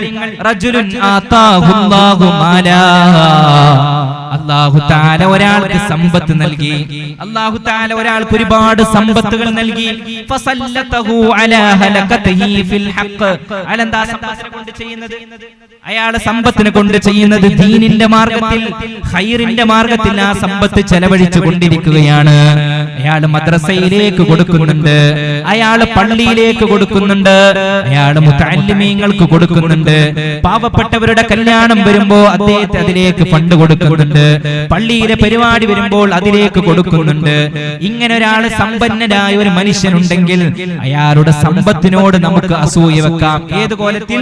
അയാൾക്ക് കിട്ടുന്ന ആ സമ്പാദ്യം എനിക്കും ഉണ്ടായിരുന്നുവെങ്കിൽ. നാട്ടിലൊരു മുതലാളി എല്ലാത്തിനും സഹായിക്കുന്നുണ്ട്, എല്ലാ പിരിവിനും കൊടുക്കുന്നുണ്ട്. അപ്പൊ നമുക്ക് ആഗ്രഹിക്കാം അയാളുടെ അസൂയ വെക്കാം. പക്ഷേ അതുപോലത്തെ ഒരു സമ്പത്ത് എനിക്കുണ്ടായിരുന്നെങ്കിൽ, അതുപോലത്തെ ജോലി എനിക്കുണ്ടായിരുന്നെങ്കിൽ എന്തേ എനിക്കും ഈ ഖൈറിന്റെ മാർഗത്തിൽ കൊടുക്കാമല്ലോ എന്ന് സമ്പത്തിന്റെ മാർഗത്തിൽ ഈ ഒരു അവസരത്തിൽ അസൂയ വെക്കാൻ പറ്റുമെന്ന് മുസ്തഫായ നബി സല്ലല്ലാഹു അലൈഹി വസല്ലം. രണ്ടാമത്തെ കാര്യം, അസൂയ വെക്കാൻ പറ്റിയ രണ്ടാമത്തെ കാര്യം, ആതാഹുല്ലാഹു ഹിക്മതൻ ഫഹുവ യഖ്ദി ബിഹാ വയുഅല്ലിമുഹാ, ഒരാൾക്ക് നല്ലവണ്ണം ഇൽമുണ്ട്, ആ ഇൽമു ഉപയോഗിച്ചിട്ട് അയാൾ ദീന് പറഞ്ഞു കൊടുക്കുന്നുണ്ട്, അയാൾ ദീനിന്റെ കാര്യങ്ങൾ മറ്റുള്ളവർക്ക് പ്രചരിപ്പിച്ചു കൊടുക്കുന്നുണ്ട്. വലിയ ആലിമാൻ, അയാൾ എന്നും ദർസ് നടത്തിക്കൊണ്ടിരിക്കുകയാണ്, അല്ലെങ്കിൽ മറ്റുള്ളവരുടെ തെറ്റുകൾ തിരുത്തി കൊടുക്കുകയാണ് എന്ന ഒരാളെ കണ്ടാൽ അല്ലാഹുവേ അയാളെ പോലത്തെ ഇൽമ് എനിക്കും ഉണ്ടായിരുന്നുവെങ്കിൽ. അങ്ങനെ ഒരു മകനെ കണ്ടു. അയൽവാസിയുടെ മകൻ എങ്ങനെയാണ്? ആലിമാൻ, പണ്ഡിതനാണ്, ഇൽമുള്ളയാളാണ്. അയാളെ ഇൽമു പറഞ്ഞു കൊടുക്കുന്ന മുദർരിസാണ്, പള്ളിയിലെ ഉസ്താദാണ്, മദ്രസയിലെ മുഅല്ലിമാണ്. ആ മകനോട് നിങ്ങൾക്ക് അസൂയ വെക്കാം. ഉമ്മമാരെ, എന്റെ സഹോദരന്മാരെ, അങ്ങനെ ഒരു മകനോട് നിങ്ങൾക്ക് അസൂയ വെക്കാം. ഏത് നിലക്ക്? അവന്റെ നിഅമത്ത് അങ്ങനെ തന്നെ വേണം. അതുപോലെ എന്റെ മകനും ആലിമാകണം, അതുപോലെ എന്റെ മകനും ഉഷാറാവണം എന്ന് ദീനിന്റെ കാര്യങ്ങളിൽ അസൂയ വെക്കാൻ പറ്റുമെന്ന് സയ്യിദുനാ റസൂലുള്ളാഹ് സല്ലല്ലാഹു അലൈഹി വസല്ലം ലാ ഹസദ ഇല്ലാ ഫിത്നീൻ. 3 തരം അസൂയ, മൂന്നാമത്തെ അസൂയ 2 നിലക്കേ വെക്കാൻ പറ്റും. എന്ന് വെച്ചാൽ ഇതിന്റെ ആകത്തുക എന്ന് പറഞ്ഞാൽ ആഖിറത്തിൽ ഗുണമുള്ള ഒരു കാര്യം ഒരാൾ ചെയ്യുന്നുണ്ട്, ആഖിറത്തിൽ ഗുണമുള്ള കാര്യം ഒരാൾ ചെയ്യുന്നുണ്ട്, അല്ലെങ്കിൽ ഒരു മകൻ ചെയ്യുന്നുണ്ട്, അയൽവാസി ചെയ്യുന്നുണ്ട് എങ്കിൽ അതുപോലത്തെ ഗുണം ചെയ്യാൻ എനിക്കും പറ്റണം, എന്റെ മക്കൾക്കും പറ്റണം, അല്ലെങ്കിൽ എന്റെ അനുജന് പറ്റണം എന്ന നിലക്ക് മനസ്സിൽ അസൂയ വെക്കാം എന്ന് മുസ്തഫ നബി സല്ലല്ലാഹു അലൈഹി വസല്ലം. അസൂയ ഉണ്ടെങ്കിലുള്ള പ്രശ്നം എന്താ അറിയോ? അസൂയ ഉണ്ടെങ്കിൽ ഇങ്ങനത്തെ ശത്രുത ഉണ്ടാകും, കൊലപാതകത്തിലേക്ക് നയിക്കും. കേരളത്തിൽ ഇങ്ങനെ ഒരു കൊലപാതകം നടന്നിട്ടുണ്ട്, വധശ്രമം. അത് കൊന്നിട്ടില്ല, കൊലപാതകം നടന്നിട്ടില്ല. ഏതായാലും വധശ്രമം. 1ാം റാങ്കുകാരനും 2ാം റാങ്കുകാരനും. 2ാം റാങ്കുകാരൻ 1ാം റാങ്കുകാരൻ എന്നും 1ാം റാങ്കുകാരൻ തന്നെ. 2ാം റാങ്കുകാരൻ ഒരു നിലക്കും എത്ര പഠിച്ചിട്ടും അതിനെ ബീറ്റ് ചെയ്യാൻ പറ്റണില്ല. ആ അമ്മ ഈ 1ാം റാങ്കുകാരന്, 2ാം റാങ്കുകാരന്റെ അമ്മ 1ാം റാങ്കുകാരനായിട്ടുള്ള കുട്ടിക്ക് വിഷം കലർത്തി കൊടുത്തിട്ടുണ്ട് നമ്മുടെ കേരളത്തിൽ. എവിടുന്നാ വന്നത്? അല്ലാഹു തആല ഒരു കുട്ടിക്ക് നിഅമത്ത് കൊടുത്തു. ആ നിഅമത്ത് എങ്ങനെയെങ്കിലും നീങ്ങി പോകണമെന്ന് ആഗ്രഹത്തിന്റെ പേരിൽ ഹസൂയ, ഹസദ് എന്നുള്ളത് എത്തിച്ചതാണ് കൊലപാതകത്തിലേക്ക്. അല്ലാഹു നമുക്ക് ഈമാൻ നൽകി അനുഗ്രഹിക്കട്ടെ. അതുകൊണ്ട് മുഅ്മിനീങ്ങളെ, മനസ്സിൽ അസൂയ വെക്കരുത്. അസൂയ ഉണ്ടെങ്കിൽ PSC സിസ്റ്റമാണ്. PSC പരീക്ഷന്റെ സിസ്റ്ററിയിലെ ഇതൊക്കെ അറിയാം. അതായത് നമ്മുടെ മദ്രസയിലെ പരീക്ഷ ഒരു മാർക്ക് തെറ്റിക്കഴിഞ്ഞാൽ ആ പരീക്ഷ എഴുതാത്തിന്റെ മാർക്കിന് കിട്ടൂല, അല്ലെ? ഒരു 50 മാർക്ക് 45 മാർക്കിന്റെ ഉത്തരം 5 മാർക്കിന്റെ തെറ്റുത്തരം എഴുതി കഴിഞ്ഞാൽ, തെറ്റുത്തരം എഴുതി എന്നുവെച്ചാൽ ആ മാർക്ക് കിട്ടൂല എന്നേ ഉള്ളൂ. PSCക്ക് അങ്ങനെയല്ല. PSCക്ക് എന്ന് വെച്ചാൽ ഒരു മൈനസ് മാർക്ക് എഴുതി കഴിഞ്ഞാൽ ഉള്ള മാർക്കിന് ഒരു മാർക്ക് വെട്ടും. ഒരാൾ 5 ചോദ്യം ചോദിച്ചു PSC അറിയില്ല, ഗവൺമെന്റ് കിട്ടാൻ വേണ്ടിയിട്ട് 5 ചോദ്യം ചോദിച്ചു. 5 ചോദ്യത്തിൽ നിന്ന് പിന്നെ 4 ശരി ഉത്തരം എഴുതി, 5ാമത്തെ തെറ്റുത്തരം എഴുതി. 5ാമത്തെ തെറ്റുത്തരം എഴുതി കഴിഞ്ഞാൽ 3 മാർക്കാകും. ഈ 1 മാർക്ക് മൈനസ് ചെയ്യും. മനസ്സിലായില്ലേ? 3 മാർക്കാകും. ഈ മൈനസ് ചെയ്തിൽ നിന്ന് ശരിപ്പെടുത്തിയ 1 മാർക്കിൽ നിന്ന് വെട്ടും. അതാണ് PSC സിസ്റ്റം. ഈ ഹസദ് എന്നുള്ളത് ഒരു PSC സിസ്റ്റത്തിൽ പോയാണ്. കാരണം എന്താ അറിയോ? ഖാലൻ നബിയ്യു സല്ലല്ലാഹു അലൈഹി വസല്ലം ഇയ്യാകും വൽ ഹസദ് ഫഇന്നൽ ഹസദ യഅകുലുൽ ഹസനാത്ത്. ഇയ്യാകും വൽ ഹസദ്, മുഅ്മിനീങ്ങളായ മനുഷ്യ, നീ ഹസദിനെ സൂക്ഷിക്കണേ. നിന്റെ ആത്മാവിലോ നിന്റെ ഹൃദയത്തിലോ നിന്റെ ശരീരത്തിലോ ഹസദ് ഉണ്ടാവണ്ട, ഹസദ് ഉണ്ടാക്കണ്ട. കാരണം ഫഇന്നൽ ഹസദ യഅകുലുൽ ഹസനാത്ത്. നിങ്ങൾ ചെയ്തു വച്ച ഹജ്ജുകളെ, നിങ്ങൾ ചെയ്തു വച്ച ഉംറകളെ, നിങ്ങൾ കൊടുത്ത സ്വതക്കകളെ, നിങ്ങൾ ചൊല്ലി തീർത്ത ദിക്റുകളെ ഇതിങ്ങനെ കരിച്ചു കൊണ്ടേയിരിക്കും, മൈനസ് ചെയ്തുകൊണ്ടേയിരിക്കും. ഏതുപോലെ എങ്ങനെയാണ് ഒരു തീ വിറകിനെ തിന്നുന്നത്? തീ കത്തിക്കുമ്പോണ്ടില്ലേ, വിറക് ഇങ്ങനെ ചെറുതായി ചെറുതായി ചെറുതായി വെണ്ണീരായിട്ട് പോകും. അതുപോലെ നമ്മൾ ഇങ്ങനെ ദിക്റ് ചൊല്ലിയിട്ട് കൂട്ടിയ ദിക്റിന്റെ മജ്ലിസിൽ വന്ന് ചൊല്ലിയ ദിക്റുകൾ, നമ്മൾ കൊടുത്ത സ്വതക്കകൾ, ഇങ്ങനെ നന്മകൾ നമ്മൾ കൂട്ടിയിട്ടുണ്ടാകും. നമ്മുടെ മനസ്സിൽ ഹസദുകളുണ്ടോ? നമ്മുടെ മനസ്സിൽ എത്രത്തോളം ഹസദുകളുണ്ടോ ആ ഹസദിന്റെ കണക്കായിട്ട് നമ്മുടെ നന്മകൾ മൈനസ് ആയിക്കൊണ്ടേ വരും. PSC സിസ്റ്റം പോലെ. അതിനാണ് ഞാൻ ഉദാഹരണം പറഞ്ഞത്. അപ്പൊ അസൂയ ഉള്ളിടത്തോളം കാലം നമ്മുടെ നന്മകൾ ചുരുങ്ങിക്കൊണ്ടേ വരും. അത് നമ്മൾ സൂക്ഷിക്കണേ. ഹസദ് ഉണ്ടായി കഴിഞ്ഞാൽ നമുക്ക് നന്മകൾ ഒരുമിച്ച് കൂട്ടാൻ സാധിക്കൂല. ഒരുപാട് നന്മ കഴിഞ്ഞു പോയി കഴിഞ്ഞാൽ അള്ളാന്റെ അടുത്ത് ഉണ്ടാവും ബ്ലാങ്ക് ആയിട്ടൊരു പുസ്തകം, തിന്മ മാത്രമുള്ളത്. കാരണം പക വെച്ചിട്ടുണ്ട്. ഇതെന്താ പ്രശ്നം? എന്താ അറിയോ? മൈനസ് ചെയ്യാനുള്ള കാരണം ഈ ഹദീസിനെ ചർച്ച ചെയ്തിട്ടുണ്ട് ഉലമാക്കൾ പറഞ്ഞത്. ഇങ്ങനെ ഒരാൾ തെറ്റ് ചെയ്താൽ, ഇപ്പൊ ഞാൻ ഒരാളെ അടിച്ച ആവശ്യമില്ലാണ്ട് അള്ളാഹ് എനിക്കൊരു തെറ്റ് നൽകിയാൽ മതി, അല്ലെ? എന്റെ നന്മയെന്ന് മൈനസ് ചെയ്യണോ? തെറ്റൊന്നും എഴുതിയാൽ മതി. ഇത് തെറ്റുമാണ്, അതോടൊപ്പം മൈനസ് ആണ്. എന്താ പറയുക? കാരണം അത് അള്ളാഹുവിനെ ചോദ്യം ചെയ്യാനാണ്. അള്ള കൊടുത്ത നിഅമത്തിനെ ചോദ്യം ചെയ്യാനാ. എന്തിനാ പഠിച്ച ഓൻക്ക് കൊടുക്കാൻ പോയത്? അല്ലാഹു നമുക്ക് ഈമാൻ നൽകി അനുഗ്രഹിക്കട്ടെ. മനസ്സ് സാഫുൽ ഖൽബാവ. റമളാനല്ലേ വരാൻ പോകുന്നത്, വിശുദ്ധ റമളാനല്ലേ അടുത്ത് നിൽക്കുന്നത്. സാഫുൽ ഖൽബ്, ഹൃദയം വളരെ തുറന്നിട്ട്, ഹൃദയത്തിൽ ആരോടും വിദ്വേഷമില്ല, എല്ലാവർക്കും നിഅമത്ത് ഉണ്ടാവട്ടെ. ദുആ ചെയ്താൽ മതി. ദുആ ചെയ്ത ഒരു മാർഗ്ഗതാണ്, ഹസദ് പോക്കാനുള്ള ഒരു മാർഗ്ഗതാണ്. ദുആ ചെയ്താൽ മതി. എന്ത്?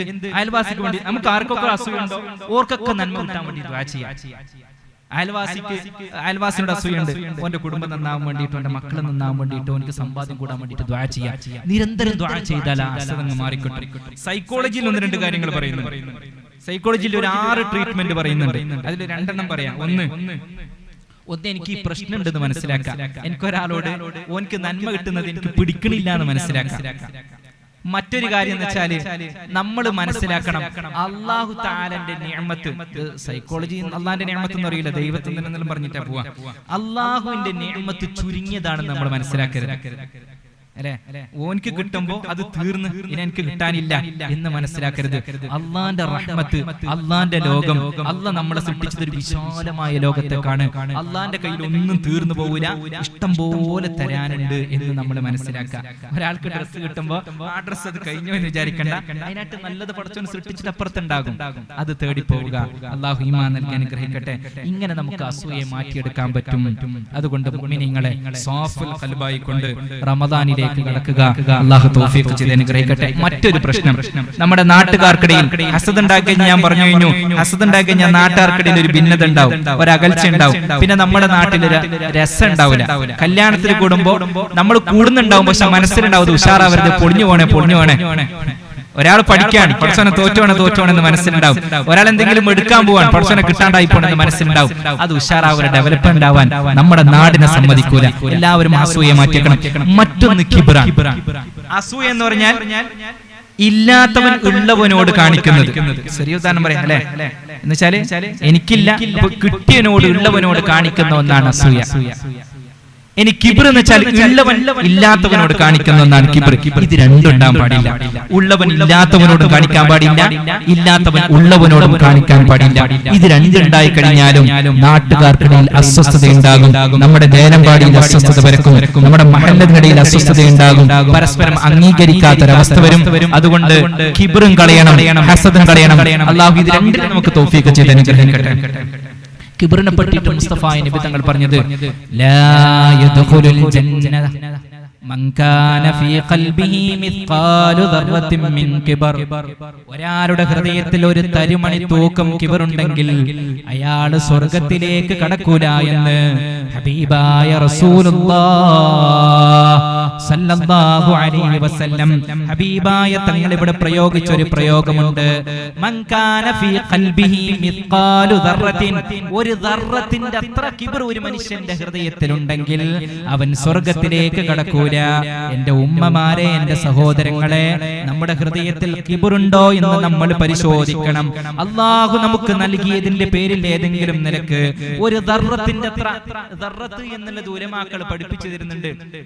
ദർറത്ത് എന്ന് പറഞ്ഞാല് ഒരു അണുമണി തൂക്കം എന്ന് വെച്ചാൽ ലോകത്തിലെ ഏറ്റവും ചെറിയ വസ്തുവിന് ദർറത്ത് എന്ന് പറയുന്നുണ്ട്. ചില സഹാബത്ത് പറഞ്ഞത്, റസൂൽ ഇവിടെ ദർറത്ത് കൊണ്ട് ഉദ്ദേശിച്ചത് ഇങ്ങനെ ഒരു പൊടി ഇങ്ങനെ പടർന്നു. അപ്പൊ ലൈറ്റ് അടിച്ചു കഴിഞ്ഞാല് ആ ലൈറ്റിന്റെ ഇടയിൽ കൂടി പൊടി പറക്കുന്ന കാണൂലേ, അതിൽ ഒരു തരി, അതാണ് ദർറത്ത്. എന്തൊരു സൂക്ഷ്മതയാണ്! ഇങ്ങനെ പൊടി അടിച്ചു കഴിഞ്ഞാല് മൊത്തം ഇരുട്ടാണ്, എന്നിട്ട് ലൈറ്റ് പറക്കുമ്പോ അതിലിങ്ങനെ കുറെ പൊടികൾ ഈ ലൈറ്റിന്റെ ഈ വെളിച്ചത്തിൽ ഇങ്ങനെ പറക്കുന്ന കാണാം. അതിലുള്ള ഒരു തരിയാണ് ദർറത്ത് എന്ന് പറഞ്ഞാൽ. അത്ര പോലും നിങ്ങളുടെ ഹൃദയത്തിൽ എന്തുണ്ടാവരുത്? കിബർ ഉണ്ടാവരുത്, അഹങ്കാരം ഉണ്ടാവരുത്. ഓനിക്ക് എന്തില്ല? ലാ യദ്ഖുലുൽ ജന്ന. ഈ ലോകത്ത് പണിയെടുക്കുന്നത് വേസ്റ്റ് ആയി പോകും, ഈ മജ്ലിസിൽ അർദ്ധരാത്രി വരെ ഇരിക്കുന്നത് വേസ്റ്റ് ആയി പോകും, സ്വലാത്ത് ചെല്ലുന്നത് വേസ്റ്റ് ആയി പോകും, ഇങ്ങനെയുള്ള നന്മകൾ വേസ്റ്റ് ആയി പോകും. എന്തുണ്ടെങ്കിൽ കിബർ ഉണ്ടെങ്കിൽ. കാരണം കിബർ അള്ളാഹുവിന്റെ അടിമകൾക്ക് യോജിച്ചതല്ല, അള്ളാഹ്ക്കുള്ളതാണ്. കിബർ അള്ളാഹ്ക്കുള്ളതാണ്. ആരാ അടിമ എടുക്കാൻ പറഞ്ഞത്? അള്ളാഹുവിനുള്ള കിബർ എന്തിനാണ് അടിമയെടുക്കുന്നത്? അള്ളാഹുവിന് കിബറുള്ള ഹൃദയത്തിലേക്ക് അല്ലാഹു തആല നോക്കുകയില്ല. അപ്പൊ നമ്മൾ വിചാരിക്കും നിസ്കരിക്കുന്ന നിസ്കാരമല്ല നോക്കാം, ഹജ്ജിനായിട്ട് ഹജ്ജല്ല നോക്കാം, പിന്നെ കിബറിന്റെ നോക്കേണ്ട ആവശ്യമുണ്ടോ? ആദ്യം ഹൃദയത്തിലേക്കാണ്. ആദ്യം അല്ലാഹു തആല നോക്കുന്നത് ഹൃദയത്തിലേക്കാണ്. ഹൃദയം കഴിഞ്ഞാലാണ് അമലിലേക്ക് നോക്കുക. നിസ്കാരത്തിൽ ആദ്യം നിയ്യത്താണ് നോക്കുക. നിയ്യത്ത് വെക്കാണ്ട് നിസ്കരിച്ചു 100 റക്അത്ത് നിസ്കരിച്ചു വിചാരിച്ചോ, പക്ഷെ എന്തില്ല, ഖൽബിൽ നിയ്യത്തില്ല. എന്താ അവസ്ഥ? ലഗത്ത്, ഒന്നുമില്ല, വേസ്റ്റ്. അതാണ് ഹൃദയത്തിലേക്കാണ് നോക്കുക. അപ്പൊ ഹൃദയത്തിൽ അഹങ്കാരമുണ്ടോ, ഹൃദയത്തിൽ ഹസദുണ്ടോ, അഹങ്കാരമുണ്ടോ, അവന്റെ അമലുകൾ അല്ലാഹു തആല സ്വീകരിക്കുകയില്ല. അവന്റെ റിസൾട്ടാണ് ഹബീബായ തങ്ങൾ പറഞ്ഞത്, ലാ യദ്ഖുലുൽ ജന്ന, അവനിക്ക് സ്വർഗ്ഗമില്ലെന്ന് മുസ്തഫ നബി സല്ലല്ലാഹു അലൈഹി വസല്ലം. എന്നിട്ട് ഹബീബായ തങ്ങളോട് ചോദിച്ചു, എന്തായി കിബ്ർ, എന്താണ് നബിയെ കിബ്ർ? ഒരു സ്വഹാബത്ത് ചോദിച്ചു, ഇന്നർ റജുല യുഹിബ്ബു അൻ യകൂന തൗബുഹു ഹസന വനഅലുഹു ഹസന.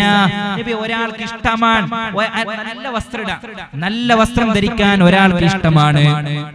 കിബ്ർ എന്ന് വെച്ചാൽ ചിലർ വിചാരിച്ചത് നല്ല വണ്ടി എടുത്തു വരിക, നല്ല വസ്ത്രം ധരിക്കുക. ഇപ്പൊ ഉസ്താദ് നല്ല കന്തൂറെല്ലാം ധരിച്ച് നല്ല തലയെക്കെട്ടെല്ലാം കെട്ടിയിട്ട് വന്നാല് കിബ്റോട് കൂടി വന്നിട്ടുണ്ട്. കന്തൂറലിട്ടിട്ട് നല്ല തലക്കെട്ട് ഒരു ഷാളിലിട്ട് വന്നാല് കിബ്റോട് കൂടി വന്നിട്ടുണ്ട്. ആജിക്കാക്ക് ചെറിയ ബൈക്ക് എടുത്തിട്ട് വരാം, ആജിക്കാക്ക് ബൈക്ക് എടുത്തിട്ട് വരാം, അവിടെ എന്തെടുത്തിട്ട് വന്നു, കാർ എടുത്തു വന്നു. കിബ്ർ കണ്ടോ? അതാണ് കിബ്ർ. അത് നമ്മളെ കിബ്റാണ്, നമ്മൾ സങ്കല്പിച്ച കിബ്റാണ്. ഹബീബായ തങ്ങൾ പഠിപ്പിച്ച കിബ്ർ ഏതാണെന്ന് അറിയുമോ? സ്വഹാബത്ത് ചോദിച്ചു, ഇന്നർ റജുല യുഹിബ്ബു അൻ യകൂന തൗബുഹു ഹസന, ഒരാൾക്ക് നല്ല വസ്ത്രം ധരിക്കാൻ താല്പര്യമുണ്ട്, ഇഷ്ടമുണ്ട്. വനഅലുഹു ഹസന, അവന്റെ ചെരുപ്പ് നല്ല ചെരുപ്പ്, ലെതറിന്റെ 2000-3000 വിലയുള്ള ചെരുപ്പ്. നല്ല വീടുണ്ടാക്കാൻ ഇഷ്ടമുണ്ട്, നല്ല വാഹനം എടുക്കാൻ താല്പര്യമുണ്ട്, എല്ലാം നല്ലതാക്കാൻ താല്പര്യമുണ്ട്. അതൊക്കെ കിബ്റാണോ നബി എന്നൊരു സ്വഹാബത്ത് ചോദിച്ചപ്പോൾ ഹബീബായ തങ്ങൾ പറഞ്ഞത്, ഇന്നല്ലാഹ ജമീലുൻ യുഹിബ്ബുൽ ജമാൽ, അല്ലാഹു ഭംഗിയുള്ളവനാണ്, അവന്റെ അടിമകൾ ഭംഗിയുള്ളതായിട്ട് കാണാൻ അല്ലാഹുവിന് ഇഷ്ടമാണ്. എങ്ങനെ?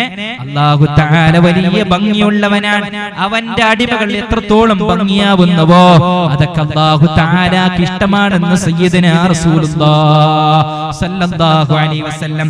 നല്ല വസ്ത്രം ധരിക്കൽ കിബ്റല്ലല്ലോ, നല്ല വീടുണ്ടാക്കൽ കിബ്റല്ലല്ലോ, നല്ല വാഹനം ഉണ്ടാക്കൽ കിബ്റല്ലല്ലോ, ഇതൊന്നും കിബ്റല്ല. ഇതല്ല കിബ്ർ. കിബ്ർ എന്ന് വെച്ചാൽ എന്താണ്?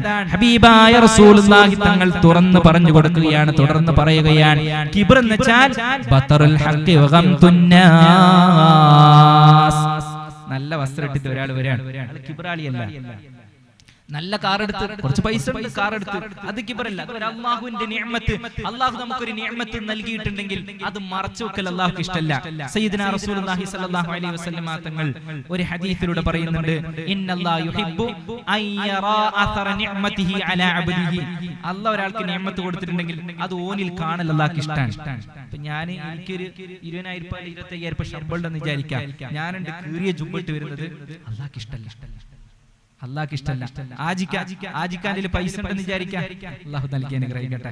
അപ്പൊ പൈസ ഉണ്ടെന്ന് വിചാരിച്ചിട്ട് ആജിക്ക് എന്താക്കാണ്, അല്ലാഹ് നല്ല വസ്ത്രം, ഒരു പുതിയ ഡ്രസ്സ് എടുക്കൽ ഒരു കിബ്റായി പോവോ? 2 ജോഡി ഉണ്ട് എനിക്കല്ല, 3 ജോഡി ഉണ്ട്, അല്ല. അല്ലാഹു നൽകിയ നിഅമത്ത് അവന്റെ അടിമയിൽ കാണൽ അല്ലാഹുക്ക് ഇഷ്ടമാണ്. അപ്പൊ എനിക്ക് എന്റെ വീട്ടിലൊരു പരിപാടി 2000 ആൾക്കാരെ വെച്ചിട്ട് അല്ലെങ്കിൽ 1500 ആൾക്കാരെ വെച്ചിട്ട് നടത്താൻ പറ്റും. അപ്പൊ ഞാൻ വളരെ ഉഷാറായിക്കൊണ്ട് പരിപാടി നടത്തുമ്പോ എന്താണ് അയാൾക്ക് ഒരു 500 ആൾക്കാർ വെച്ചിട്ട് ബാക്കി പൈസ ആൾക്ക് വെച്ചൂടെ, അതെന്തായാലും പൈസ ഉണ്ടെന്ന് കാണിക്കാൻ എന്ന് വിചാരിക്കരുത്. അല്ലാഹു നൽകിയ നിഅമത്തിനെ അത് കാണിക്കൽ അല്ലാഹുവിന് ഇഷ്ടമാണ്. എന്താണ് കിബ്ർ? അൽ കിബ്റു അൽ കിബ്റു ബത്റുൽ ഹഖി വഗംതുൻ നാസ്. കിബ്ർ എന്ന് വെച്ചാൽ ബത്റുൽ ഹഖി വഗംതുൻ നാസ്. ബത്റുൽ ഹഖാണ് കിബ്ർ എന്ന് വെച്ചാൽ ഹഖിതാണെന്ന് അറിഞ്ഞുകൊണ്ട് അതിനെ അവഗണിച്ച് തള്ളുക. ഞാൻ ഒരു വഴിയിലൂടെ നടന്നു പോവുകയാണ്, അയാൾ എന്നോടൊരു സുഹൃത്ത് പറഞ്ഞു അങ്ങനെ പോകരുത്, അത് ഹറാമിന്റെ പോക്കാൻ. ഞാൻ പറഞ്ഞു ഞാൻ പോകും, ആരാ ചോദിക്കാൻ? ബത്റുൽ ഹഖി അത് കിബ്റാണെന്ന് മുഹമ്മദ് മുസ്തഫ സല്ലല്ലാഹു അലൈഹി വസല്ലം. ഇന്ന സമയത്ത് ഉറങ്ങരുത് എന്നൊരാൾ പറഞ്ഞു, ഒരാൾ എന്നോട് പറഞ്ഞു കഴിഞ്ഞു ഇത് ശരിയല്ല എന്ന് ദീന് പറഞ്ഞു കഴിഞ്ഞു. പറഞ്ഞു തന്നാൽ ഞാൻ പറയാണത് എന്റെ ഇഷ്ടമാണ്, ഞാൻ പ്രവർത്തിച്ചോളും. ബത്റുൽ ഹഖ് കിബ്റാണെന്ന് മുഹമ്മദ് മുസ്തഫ. മറ്റൊന്ന് വഗംതുൻ നാസ്, ജനങ്ങളെ അവഗണിക്കുക, നിസാരമാക്കുക. എന്റെ അയൽവാസിയുണ്ട്, അവരെന്നോട് ചേർന്നവനല്ല. ജനങ്ങളെ നിസ്സാരമാക്കുക. കുറച്ച് പണക്കാരുണ്ടാകുമ്പോ അയൽവാസി ഉണ്ടാകുമ്പോ എന്റെ വീട്ടിലേക്ക് ക്ഷണിക്കേണ്ടവനല്ല. എന്താ ചെയ്ത അയാളെ അവഗണിക്കുകയാണ്, നിസ്സാരക്കാണ്. അത് കിബറാണെന്ന് മുഹമ്മദ് മുസ്തഫ സല്ലല്ലാഹു അലൈഹി വസല്ലം. അല്ലാതെ ഒരാള് നിഅമത്തുണ്ടായത് എടുത്തു കാണിക്കൽ കിബറല്ല. നിഅമത്തുണ്ടായാൽ അത് എടുത്തു കാണിക്കൽ അല്ലാഹുവിന് ഇഷ്ടമാണ്. അല്ലാഹു തൗഫീഖ് ചെയ്തതിനെ ഗ്രഹിക്കട്ടെ. അത് ശരിക്കും നമ്മുടെ മനസ്സിൽ വേണം. കിബർ എന്ന് പറഞ്ഞാൽ ഗംതുൽ ബത്റുൽ ഹഖി വ ഗംതുൻ നാസ്, ഹഖിനെ അവഗണിക്കുക. ശരി ഇതാണെന്ന്, ദീൻ ഇതാണെന്ന് അറിയാം, എന്നിട്ട് അതിനെ ക്രോസ് ചെയ്യുക, റദ്ദ് ചെയ്യുക. അത് എനിക്ക് ബാധകല്ല, അത് എന്റെ പേരിൽ വെച്ചോ എന്ന് ദീനിനെ പറ്റി പറയുക. മറ്റൊന്ന് വഗംതുൻ നാസ്, നമ്മളെക്കാളും താഴ്ന്നവരുണ്ടാകും, ജോലിപരമായിട്ടോ സമ്പത്തുപരമായിട്ടോ. സുഹൃത്തുക്കളുണ്ടാവും, നടന്നു പോകുമ്പോൾ ഒരുത്തിന് കാലിന് സുഖമില്ല, നമ്മുടെ എന്റെ കൂടെ നല്ല സുഖമില്ലാത്താണ്. അയൽവാസികളുണ്ടാവും, ഒരു വൃത്തിയില്ലാണ്ട് നടക്കുന്ന ആൾക്കാർ നമ്മളെ കൂടെ വരണം, നമ്മൾ വേറെ പോവാ എന്ന് മറ്റുള്ളവരെ നിസാരമാക്കൽ കിബറാണെന്ന് ശഫീഉനാ റസൂലുള്ളാഹി സ്വല്ലല്ലാഹു അലൈഹി വസല്ലം. അപ്പൊ കിബറുള്ള ഇതിലേക്ക്, കിബർ ഒരു മനുഷ്യന്റെ ഹൃദയത്തിലുണ്ടെങ്കിൽ അവനിക്ക് സ്വർഗ്ഗമുണ്ടാകൂല എന്ന് ശഫീഉനാ റസൂലുള്ളാഹി സ്വല്ലല്ലാഹു അലൈഹി വസല്ലം. മറ്റൊരിക്കൽ മുസ്തഫായ നബി തങ്ങൾ പറഞ്ഞു, വമാ തവാദഅ അഹദുൻ ലില്ലാഹി ഇല്ലാ റഫഅഹു അല്ലാഹ്. ആരെങ്കിലും അല്ലാഹു തആലാക്ക് വേണ്ടിയിട്ട് തവാദുഅ, വിനയം കാണിച്ചിട്ടുണ്ടോ? കിബറൊന്നുമില്ലാതെ എനിക്ക് സമ്പത്തുണ്ട്, അത് സമ്പത്ത് കാണിക്കാതെ, മറ്റൊരാളോട് വിവേചനം കാണിക്കാതെ, എനിക്ക് സൗന്ദര്യമുണ്ടെങ്കിൽ സൗന്ദര്യമില്ലാത്ത ഒരാളെയും കൂട്ടുപിടിച്ച് നടന്നിട്ടുണ്ടോ? കളിക്കാൻ പറ്റും, കളി എന്നെക്കാളും പെർഫോമൻസ് കുറവുള്ള ആളെയും കൂട്ടി നടന്നിട്ടുണ്ടോ? അല്ലെങ്കിൽ എന്റെ അത്ര നല്ല പൊസിഷനിലില്ല, ജോലിയിലില്ല, താഴ്ന്ന ജോലിക്കാരനാണ് ഞാൻ, വലിയ ഗൾഫിലെ വലിയ ജോലിക്കാരനാണ്, ഇവൻ നാട്ടിലെ കൂലിപ്പണിക്കാരനാണ് എന്ന് അവഗണിക്കാതെ അവനെ കൂട്ടുപിടിച്ച് നടന്നിട്ടുണ്ടോ? അവിടെയൊക്കെ തവാദുഅ കാണിച്ചിട്ടുണ്ടോ? ഇല്ലാ റഫഅഹുല്ലാഹ്, അവനിക്ക് അല്ലാഹു തആല ഉയർച്ച നൽകുമെന്ന് സയ്യിദനാ റസൂലുള്ളാഹ് സാദിഖുൽ മസ്ദൂഖായ ഹബീബായ തങ്ങൾ പറയുകയാണ്. നമ്മൾ എവിടെയൊക്കെ താഴ്ന്നു കൊടുത്തിട്ടുണ്ടോ അവിടെയൊക്കെ നമുക്ക് അല്ലാഹു തആല ഉയർച്ച നൽകിക്കൊണ്ടേയിരിക്കുമെന്ന് മുസ്തഫ നബി സല്ലല്ലാഹു അലൈഹി വസല്ലം. കുറച്ചൊക്കെ വിനയം കാണിക്കാം, താഴ്മ കാണിക്കാം. ഒന്നായി പോകുന്നില്ല, ആകാശൊടിഞ്ഞു പോകുന്നില്ല. ചില അഹങ്കാരം ഇങ്ങനെയാണ് വെച്ചാല്, കുട്ടികള് നമ്മളൊന്നും ഇരിക്കാൻ പാടില്ല, ഞങ്ങള് വേറെ കാറ്റഗറിയാണ്. അല്ലെങ്കിൽ ആ നാട്ടുകാര് നമ്മളൊന്നും ഇരിക്കാൻ പറ്റിയ ആളല്ല, ആ ഇപ്പുറത്തെ പേർക്കാർ നമ്മളെ ഒന്നിച്ച് നമ്മളെ വീട്ടിലേക്ക് വരേണ്ടവരല്ല. അത് കിബറിന്റെ അടയാളാണ്. മഹാനായ അനസ് ഇബ്നു മാലിക് റളിയല്ലാഹു അൻഹു ഒരു ദിവസം ഇങ്ങനെ നടന്നു പോവുകയാണ്. നടന്നു പോകുന്ന വഴിയിൽ കുറച്ച് കുട്ടികൾ ഇങ്ങനെ കളിക്കുന്നത് കണ്ടു. മഹാനായ അനസ് ഇബ്നു മാലിക് റളിയല്ലാഹു അൻഹു കുട്ടികളെ കണ്ടപ്പോൾ അസ്സലാമു അലൈക്കും എന്ന് മഹാനായ അനസ് ഇബ്നു മാലിക് റളിയല്ലാഹു അൻഹു പറഞ്ഞു. സലാം പറഞ്ഞു കുട്ടികളെ കണ്ടപാട് വലിയ സ്വഹാബി വര്യനാണ് മഹാനായ അനസ് ഇബ്നു മാലിക്. വലിയ റസൂലുള്ളാഹിന്റെ കൂടെ ഒരുപാട് വർഷം, ഹബീബിന്റെ കൂടെ ഒരുപാട് വർഷം താമസിച്ച സ്വഹാബിയാണ് അനസ് ഇബ്നു മാലിക്. ഹബീബായ തങ്ങൾക്ക് ഒരുപാട് വർഷം സേവനം ചെയ്ത ആളാണ് അനസ് ഇബ്നു മാലിക്. ഹബീബായ തങ്ങളിൽ നിന്ന് ഒരുപാട് ഹദീസുകൾ റിവായത്ത് ചെയ്ത ആളാണ് അനസ് ഇബ്നു മാലിക്.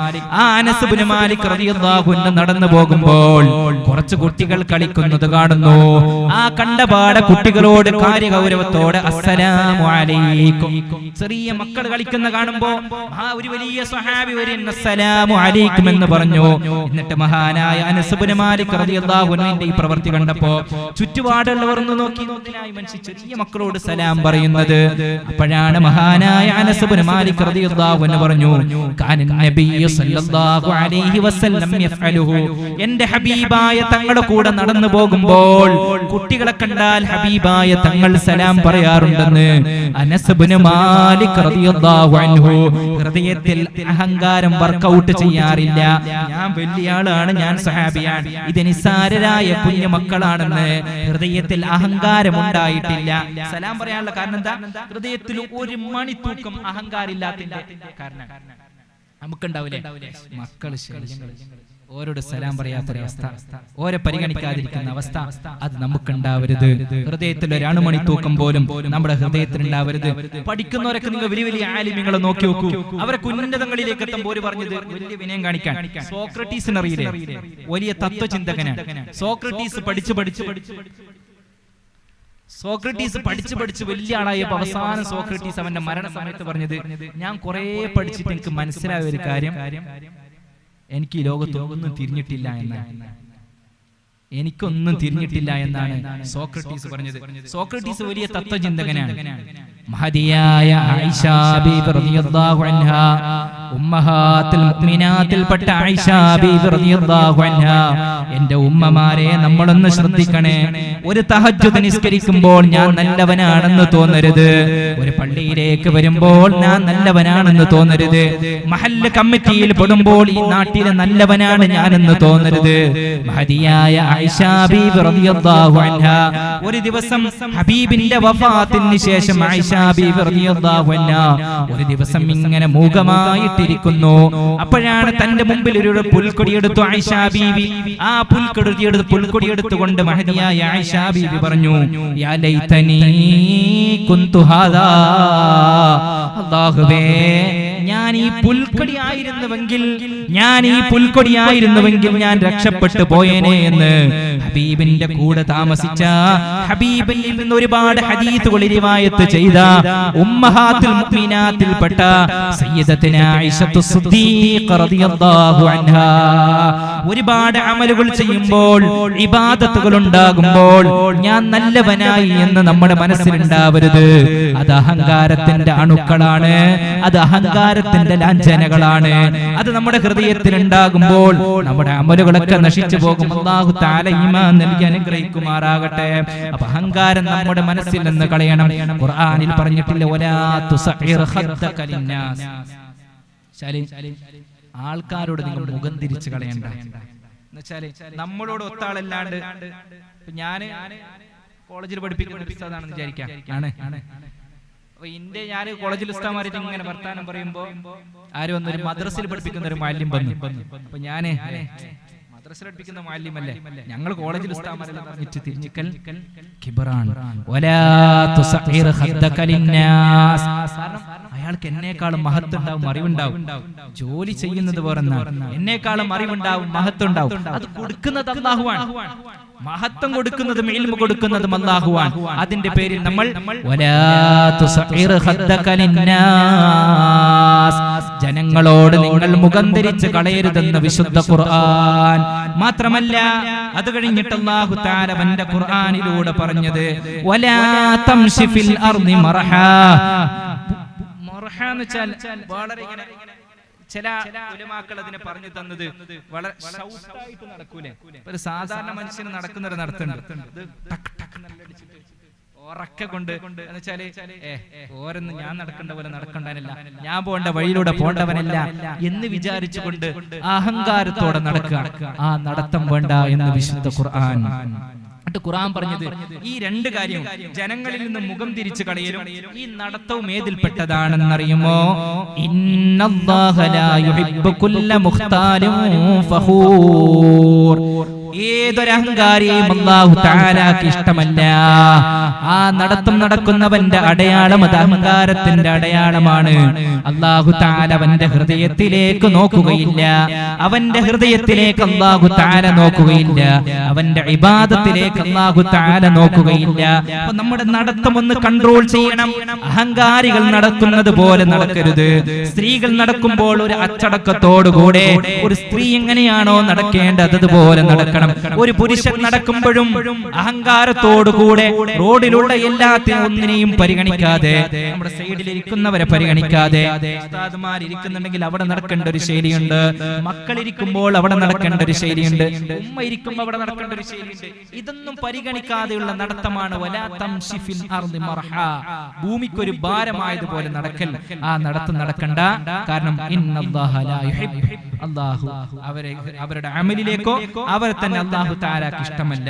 അപ്പൊ ഒന്നുണ്ടായാലും നമ്മൾ അഹങ്കരിക്കരുത്. അഹങ്കാരമുണ്ടായവന്റെ ഒരു കഥ ഖുർആനിൽ വലിയ വിശദമായിട്ട് നമ്മുടെ ഉസ്താദ് വന്നുകൊണ്ടിരിക്കുന്നേ ഉള്ളൂ. ഒരു 20 മിനിറ്റ് അല്ലെങ്കിൽ കൂടിപ്പോയാൽ ഒരു അരമണിക്കൂർ, കൂടിപ്പോയാൽ ഒരു അരമണിക്കൂർ, അപ്പോഴത്തേക്ക് നിർത്താം. ഖുർആനിൽ ഒരു വലിയ കഥ പറഞ്ഞു തരുന്നുണ്ട്. അഹങ്കാരികൾക്ക് ലോകത്ത് കിട്ടാൻ പോകുന്ന, അള്ളാഹു എന്തെങ്കിലും ഒരു നിഅമത്ത് നൽകിയിട്ട് അഹങ്കരിച്ചവനിക്ക് അള്ളാഹു കൊടുക്കാൻ പോകുന്ന ഒരു ശിക്ഷയുടെ സൂചന അള്ളാഹു തആല ഒരു ചരിത്രം പറഞ്ഞതുകൊണ്ട് അള്ളാഹു തആല ഖുർആനിൽ പറഞ്ഞു തരുന്നുണ്ട്. അത് ഖാറൂനിന്റെ ചരിത്രമാണ്. ഖാറൂനിന്റെ ചരിത്രമാണ്. ഖാറൂൻ ആരാണ്?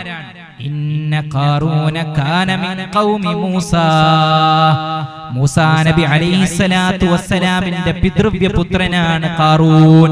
പ്രവാചക കുടുംബത്തിലാണ് ഖാറൂനിന്റെ ജനനം. മൂസാ നബി അലൈഹിസ്സലാത്തു വസ്സലാമിന്റെ അളാപ്പാന്റെ മോനാണ് ആര്? ഖാറൂൻ. ഇന്ന ഖാറൂന കാന മിൻ ഖൗമി മൂസാ. ഖാറൂന് മൂസാ നബി അലൈഹിസ്സലാത്തു വസ്സലാമിന്റെ കുടുംബക്കാരനാണ്. പക്ഷേ കുടുംബക്കാരനാണെന്ന് പറഞ്ഞിട്ട് കാര്യമില്ല. ഫബഗാ അലൈഹിം, അവൻ അതിക്രമം കാണിച്ചിട്ടുണ്ട് ലോകത്ത്. എന്നിട്ട് അല്ലാഹു തആല പറയുന്നത്, ഖാറൂൻ അല്ലാഹു തആല ഒരുപാട് നിഅമത്തുകൾ കൊടുത്തിട്ടുണ്ട്. അല്ലാഹു തആല ഒരുപാട് സമ്പാദ്യങ്ങൾ കൊടുത്തിട്ടുണ്ട്. വആതൈനാഹു മിനൽ കുനൂസ്, അല്ലാഹു തആല ഖാറൂനിന് ഒരുപാട് സമ്പാദ്യങ്ങൾ കൊടുത്തിട്ടുണ്ട്. എന്നിട്ട് പറയാൻ, മാ ഇന്ന മഫാത്തിഹു ലതനൂഉ ബിൽ ഉസ്ബാ. മാ ഇന്ന മഫാത്തിഹു, ഈ ഖജനാവുകൾ, ഒരുപാട് ഖജനാവ് സ്വത്തുണ്ട്. എന്നിട്ട് അല്ലാഹുവിന്റെ ഖുർആൻ എടുത്തു പറഞ്ഞത്, മാ ഇന്ന മഫാത്തിഹു ലതനൂഉ ബിൽ ഉസ്ബാ. ഇതിന്റെ താക്കോല് ഒരു ഉസ്ബ, ഒരു സംഘം ആൾക്കാർക്ക് പോലും ചുമക്കാൻ പറ്റൂല. എന്ന് വെച്ചാൽ ഖാറൂനിന്റെ സമ്പത്തിനെ പൂട്ടിയ താക്കോലുകൾ, ഉസ്ബത്ത് എന്ന് പറഞ്ഞാൽ സഹാബ ഉലമാക്കൾ മുഫസ്സിരീങ്ങൾ പറഞ്ഞത് 10 മുതൽ 40 വരെയുള്ള ഒരു സംഘത്തിനാണ് ഉസ്ബത്ത് എന്ന് പറയുന്നത്. ചില ആൾക്കാർ പറഞ്ഞു ഖാറൂനിന്റെ സമ്പത്തിന്റെ താക്കോല് ചുമക്കാൻ 40 പേരുണ്ടായിരുന്നു ബിൽ ഉസ്ബ.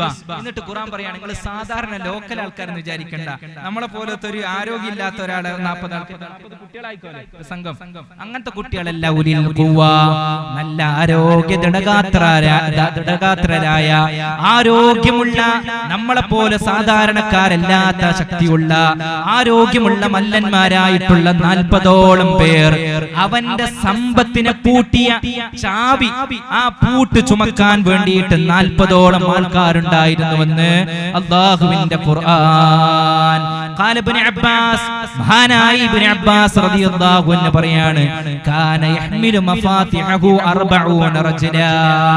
അവന്റെ ഈ ചാവികൾ ചുമക്കാൻ 40 പേരുണ്ടായിരുന്നു. അഖ്വാമായകൂനു മിനർ റിജാൽ, സാധാരണ ആൾക്കാരെക്കാളും ശക്തിയുള്ള ശക്തന്മാരായ 40 പേര് അവന്റെ ചാവികൾ തുറക്കാൻ ചുമക്കാൻ 40 പേരുണ്ടായിരുന്നു. അതാണ് ഉസ്ബ കൊണ്ട് ഉദ്ദേശമെന്ന് സയ്യിദുന അബ്ദുല്ലാഹി ഇബ്നു അബ്ബാസ് റളിയല്ലാഹു അൻഹു, മഹാനായ ഖൈസമ റളിയല്ലാഹു അൻഹു പറഞ്ഞത്, വജത്തു ഫിൽ ഇൻജീൽ, ഇൻജീലിൽ ഞാൻ വായിച്ചു നോക്കുമ്പോൾ, മഹാനായ ഖൈസമ റളിയല്ലാഹു അൻഹു ഇൻജീലൊക്കെ വളരെ സുലഭമായിട്ട് മനപ്പാഠമാക്കിയിട്ട് പഠിച്ച ഒരാളാണ്. ഖൈസമ റളിയല്ലാഹു അൻഹു പറയാൻ, വജത്തു ഫിൽ ഇൻജീൽ, ഞാൻ ഇൻജീൽ പരിശോധിച്ചപ്പോൾ എനിക്ക് കാണാൻ സാധിച്ചത്, അന്ന മഫാത്തിഹ ഖസാഇൻ ഖാറൂൻ, ഖാറൂനിന്റെ ഈ ഖജനാവ് പൂട്ടിയ ചാവികൾ, വിഖ്റു 60 ബഗ്ലാ, 60 കോവർ കഴുത ചുമക്കാനുള്ള ഭാരമുണ്ടായിരുന്നു. ഏത്? ഖാറൂനിന്റെ സമ്പത്തുകൾ പൂട്ടിയ പൂട്ടുകൾ, അത് ചുമക്കുന്നതിന്റെ ഭാരം 60 കോവർ കഴുത ചുമക്കാൻ മാത്രമുള്ള ഭാരമുണ്ടായിരുന്നു ചാവികൾക്ക്. നിങ്ങൾ തെറ്റിദ്ധരിക്കേണ്ട, ഒരു പൂട്ടന്നെ ഒരു പൂട്ട് വലുതുണ്ടായിക്കൂടെ, രണ്ടാൾക്ക് ചുമക്കുന്ന ഇരുമ്പിന്റെ പൂട്ട്. അപ്പോഴാണ് മഹാനായ ഇൻജിൽ തന്നെ അതിന്റെ തുടർന്ന് പറയുന്നത്, മാ യസീദു മിൻഹാ മിഫ്താഹുൻ അലാ ഇസ്ബഇൻ, ഒരു മിഫ്താഹ്, ഒരു ചാവി ഒരു വിരലിനേക്കാളും വലുതാവില്ല. ഇസ്ബ എന്ന് വെച്ചാൽ ഒരു വിരൽ, ആ വിരലിനേക്കാളും വലുതാവില്ല ഒരു ചാവി. ലികുല്ലി മിഫ്താഹിൻ കൻസുൻ, എല്ലാ മിഫ്താഹിനും ഓരോ ഖജനാവുണ്ട്. എല്ലാ മിഫ്താഹിനും ഓരോ ഖജനാവുണ്ട്. ആലോചിച്ച് നോക്കി, ചെറിയ എത്രക്കുള്ള മിഫ്താഹ്, ഓരോ മിഫ്താഹിനും ഓരോ ഖജനാവുണ്ട്. അപ്പൊ അങ്ങനത്തെ മിഫ്താഹ്, അങ്ങനത്തെ ആ ചാവികൾ ഒരുപാടെണ്ണം കൂട്ടിയിട്ട് ഒരു 60 കോവർ കഴുത ചുമക്കാൻ മാത്രം സമ്പത്തുണ്ട്. ആർക്ക്? ഖാറൂനിന്. അപ്പൊ എത്ര ഗോഡൌണുകൾ ഉണ്ടാകും എന്നൊരാഴ്ച നോക്കിയാ, ഒരു ഗോഡൌൺ ഇത്രക്കുള്ള ചാവി, ഒരു ഗോഡൌൺ ആലോചിച്ച് നോക്കിയാ, അങ്ങനത്തെ ഒരു 60 പൂട്ടുകൾ ചുമക്കാൻ 40 പേർ എന്നുവെച്ചാല് ഏകദേശം ഒരു കോവർ കഴുത ചുമക്കുന്നതിനേക്കാൾ ഒരു മനുഷ്യൻ ചുമക്കൂലേ? ചുമക്കൂലേ? ഒരു കോവർ കഴുത ചുമക്കുന്നതിനേക്കാളും ഭാരം ഒരു സാധാരണ നല്ല ശക്തിയുള്ള ഒരു മനുഷ്യൻ ചുമക്കും. അപ്പൊ അത് കണക്കാക്കിയിട്ടാണ് പറഞ്ഞത് 60 കോവർ കഴുത ചുമക്കുന്നത് എന്നുവെച്ചാല് സാധാരണ ഒരു 40 മനുഷ്യന്മാർ ചുമക്കുന്നത്ര സമ്പത്തല്ല, സമ്പത്ത് പൂട്ടിയിട്ട ചാവികൾ. ആ ചാവി എന്ന് വെച്ചാൽ ഒരു വിരലിനേക്കാൾ വലുപ്പം വരൂല. അത്രത്തോളം സമ്പത്ത് ആർക്കുണ്ടായിരുന്നു? ഖാറൂനുണ്ടായിരുന്നു എന്ന് ഇഞ്ചീലിൽ എനിക്ക് കാണാൻ സാധിച്ചു എന്ന് ഇമാം ഹൈതമ റളിയല്ലാഹു അൻഹു. പക്ഷേ ഇത്രത്തോളം സമ്പത്ത് ഉണ്ടായത് പ്രശ്നമല്ല, സമ്പത്ത് ഉണ്ടാവുന്നത് പ്രശ്നമല്ല, നിഅമത്താണ്. സമ്പത്ത് ഉണ്ടാവൽ നിഅമത്താണ്. ചില ആൾക്ക് പരീക്ഷണാവും, എല്ലാവർക്കും പരീക്ഷണാണ്. അത് ഏതൊക്കെ വഴിയിലൂടെ ചെലവഴിക്കുന്നുണ്ട് എന്ന് നോക്കലാണ്. ഖൈറിന്റെ വലിയൊഴിച്ചാൽ ആ സമ്പത്ത് കൊണ്ട് തന്നെ ആഖിറം വിജയിക്കും.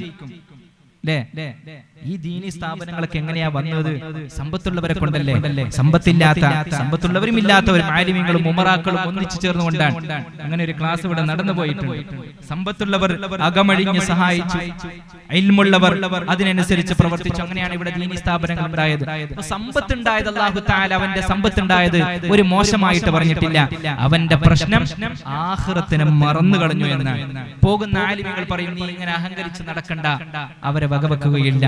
എന്നിട്ട് ദുനിയാവിൽ അവന്റെ സമ്പത്ത് കൊണ്ട് എന്തൊക്കെ ഫസാദ് ഉണ്ടാക്കാൻ പറ്റുമോ അത്രയൊക്കെ ഫസാദ് ഖാറൂൻ ഭൂമിയിൽ ഉണ്ടാക്കി. ഒരുപാട് പ്രശ്നങ്ങൾ ഉണ്ടാക്കി സമ്പത്ത് വെച്ചുകൊണ്ട് അഹങ്കരിച്ചു നടന്നു. മാത്രല്ല ഫഖറജ അലാ ഖൗമിഹി ഫീ സീനതിഹി, ഖാറൂന് നല്ല അലങ്കാരം, അവന്റെ സമ്പത്തൊക്കെ റോഡിലൂടെ നടന്നു പോവുകയാണ്. ഖാറൂനിന്റെ പരിവാരങ്ങളും ഖാറൂനിന്റെ ഒട്ടകങ്ങളും കുതിരകളും ഖാറൂനിന്റെ സേവകരുമായിട്ട് ഖാറൂൻ പട്ടണത്തിലൂടെ നടന്നു പോകുമ്പോൾ അത് കണ്ടുകൊണ്ടിരിക്കുന്നവർ പറയുമായിരുന്നു, ഖാലല്ലദീന യുരീദൂനൽ ഹയാത്തദ് ദുനിയാ, ദുനിയാവിനെ ആഗ്രഹിക്കുന്ന, ദുനിയാവിന് വേണ്ടിയിട്ട് ജീവിക്കുന്നവർ ഖാറൂനിന്റെ ഈ കൊട്ടാരത്തിൽ നിന്ന്, അവന്റെ വലിയ കൊട്ടാരത്തിൽ നിന്ന് അവന്റെ വരവ് കാണുമ്പോൾ ഈ ദുനിയാവിനെ ആഗ്രഹിക്കുന്നവർ പറയുമായിരുന്നവത്രേ, യാ ലൈത ലനാ മിത്ല മാ ഊതിയ ഖാറൂൻ, അല്ലാഹുവേ ഖാറൂനിന് കൊടുത്ത സമ്പത്ത് ഞങ്ങൾക്കും ഉണ്ടായിരുന്നുവെങ്കിൽ. ഖാറൂനിന്റെ വരവ് കാണുമ്പോൾ അവിടെയുള്ളവർ പറയും, യാ ലൈത ലനാ മിത്ല മാ ഊതിയ ഖാറൂൻ, ഖാറൂനിന് കൊടുത്തിയ സമ്പത്ത് ഞങ്ങൾക്കും ഉണ്ടായിരുന്നുവെങ്കിലെന്ന് ഖാറൂനിന്റെ വരവ് കാണുമ്പോൾ ജനങ്ങൾ പറയുമെന്ന് വിശുദ്ധ ഖുർആൻ. ഖാറൂനിന്റെ കഥ ഇങ്ങനെ പറഞ്ഞു തരികയാണ്. പക്ഷേ ഈ സമ്പത്തൊക്കെ ഉണ്ടായിട്ട് ഖാറൂൻ അഹങ്കരിച്ച് നടക്കാൻ തുടങ്ങി. അഹങ്കാരത്തിന്റെ പ്രതിഫലമായി കൊണ്ട് അല്ലാഹു തആല ഖാറൂനിന് കൊടുത്ത ശിക്ഷ ഏതാണെന്ന് അറിയുമോ? ഫഖസഫ്നാ ബിഹി വബിദാരിഹിൽ അർദ്. എന്താ ചെയ്തത്? ഫഖസഫ്നാ ബിഹി വബിദാരിഹിൽ അർദ്, അവനെയും അവന്റെ വീടിനെയും കൊട്ടാരത്തെയും സമ്പത്തിനെയും അല്ലാഹു തആല ഭൂമിയിലേക്ക് താഴ്ത്തി കളഞ്ഞു എന്നാണ്. ഖസഫാന്റെ അർത്ഥം, ഖസഫഅലാന്റെ അർത്ഥം ഒന്നെങ്കിൽ രണ്ടർത്ഥങ്ങൾ പറയുന്നുണ്ട്. ഒന്ന് പൊടിയാക്കുക, ഒരു സാധനത്തെ പൊടിച്ചിട്ട് പൂഴ്ത്തിവെക്കുക. മറ്റൊന്ന് അതേപോലെ ഒന്ന് ഭൂമിയിലേക്ക് ആഴ്ത്താം. അങ്ങനെ ഒരു അടയാളം തന്നെ ഭൂമിയിൽ വെക്കാതെ. ഇവിടെ ഒരു വസ്തു ഉണ്ടെന്ന് വിചാരിക്കാം, അതിനെ പൊടിയാക്കിയിട്ട് ധൂളിയാക്കി ഇടാം, അതും ഖസഫാൻ പറയും. മറ്റൊരർത്ഥം അതിനങ്ങനെ തന്നെ ഭൂമിയിലേക്ക് താഴ്ത്തി വെക്കാം. മുകളിൽ അതങ്ങനെ ഒരു സാധനം ഉണ്ടായിരുന്ന ഒരു അടയാളില്ല. ഖുർആൻ പറഞ്ഞു കണ്ടില്ലേ ആ പ്രയോഗം? എന്ത് പറഞ്ഞാൽ മതി? ഓന്റെ സമ്പത്ത് നശിപ്പിച്ചു എന്ന് പറഞ്ഞാ പോരെ? ഖുർആനിൽ അല്ലാഹു തആല ഇനി വരാൻ പോകുന്ന സമൂഹം, സമ്പത്തുണ്ടാകുന്നവർ അഹങ്കരിക്കുന്നവർക്ക് ഞാൻ എന്റെ ഖാറൂനിന് ഇങ്ങനെ ഒരു ശിക്ഷ നൽകിയിട്ടുണ്ട്. അതവന്റെ മനസ്സിലുണ്ടാവണം. ഓരോ മുസ്ലിമും ജീവിക്കുമ്പോൾ അവന്റെ ഹൃദയത്തിലുണ്ടാകണം. സമ്പത്തുണ്ടായിക്കൊണ്ട് ഫസാദ് ഉണ്ടാക്കി നടന്നവൻ, സമ്പത്തിന്റെ പേരിൽ അഹങ്കരിച്ചവൻ, അവനിക്ക് ഇങ്ങനെ ഒരു വലിയ വിപത്ത് ഞാൻ ഭൂമി ലോകത്ത് നൽകിയിട്ടുണ്ട് എന്ന് ഓർമ്മ വേണം. അതിനു വേണ്ടിയിട്ടാണ് അല്ലാഹു തആല ഖുർആനിൽ അങ്ങനെ തന്നെ പ്രയോഗം നടത്തിയത്. ഫഖസഫ്നാ ബിഹി വബിദാരിഹിൽ അർദ് ഫമാ കാന ലഹു മിൻ ഫിഅതിൻ യൻസുറൂന, അവനെ സഹായിക്കാൻ ഞാൻ ഭൂമിയിലേക്ക് ഇങ്ങനെ താഴ്ത്തുമ്പോൾ അവനെ സഹായിക്കാൻ, ഒന്ന് കൈപിടിച്ചു കൊടുക്കാൻ പോലും, അവനെ ഒന്ന് സഹായിക്കാൻ ഭൂമി ലോകത്ത് ആരെക്കൊണ്ടും സാധിച്ചില്ല. അല്ലാഹു തആലയാണ് അവനെ നശിപ്പിച്ചു കളഞ്ഞത്. മാത്രമല്ല ഇന്നലെ വരെ ഖാറൂന് കടന്നു വരുമ്പോൾ ഖാറൂന് കിട്ടിയ സമ്പത്ത് ഞങ്ങൾക്ക് കിട്ടിയിരുന്നെങ്കിൽ എന്ന് ആഗ്രഹിച്ചു പോയവർ, വഅസ്ബഹല്ലദീന തമന്നൗ മകാനഹു ബിൽ അംസി യഖൂലൂൻ, ഇന്നലെ ഖാറൂന് കിട്ടിയ സമ്പത്ത് പടച്ചവനെ ഞങ്ങൾക്ക് കിട്ടിയിരുന്നെങ്കിൽ എന്ന് ആഗ്രഹിച്ചവർ ഒരു പറയാൻ തുടങ്ങി, ഖാറൂന് കിട്ടിയതെല്ലാം നശിച്ചു പോയപ്പോ യഖൂലൂന അവർ പറയാൻ തുടങ്ങി,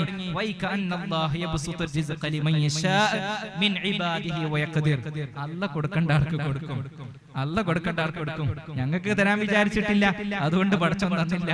അതിൽ ഭയങ്കര സന്തോഷം. കഴിഞ്ഞില്ല. എന്നിട്ട് പടച്ചവൻ ഞങ്ങൾക്കെങ്ങാനും ഖാറൂന് കൊടുത്ത് ഞങ്ങൾക്ക് നൽകിയിരുന്നെങ്കിൽ ഞങ്ങളിപ്പോ ഭൂമിന്റെ അടിയിലായി പോയനെ.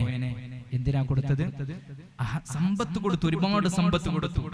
ആ സമ്പത്ത് കിട്ടിയപ്പോ ഖാറൂൻ അഹങ്കരിച്ച് നടന്നു. ഖാറൂൻ ആരാണ്? പ്രവാചകന്റെ കുടുംബക്കാരനാണ്.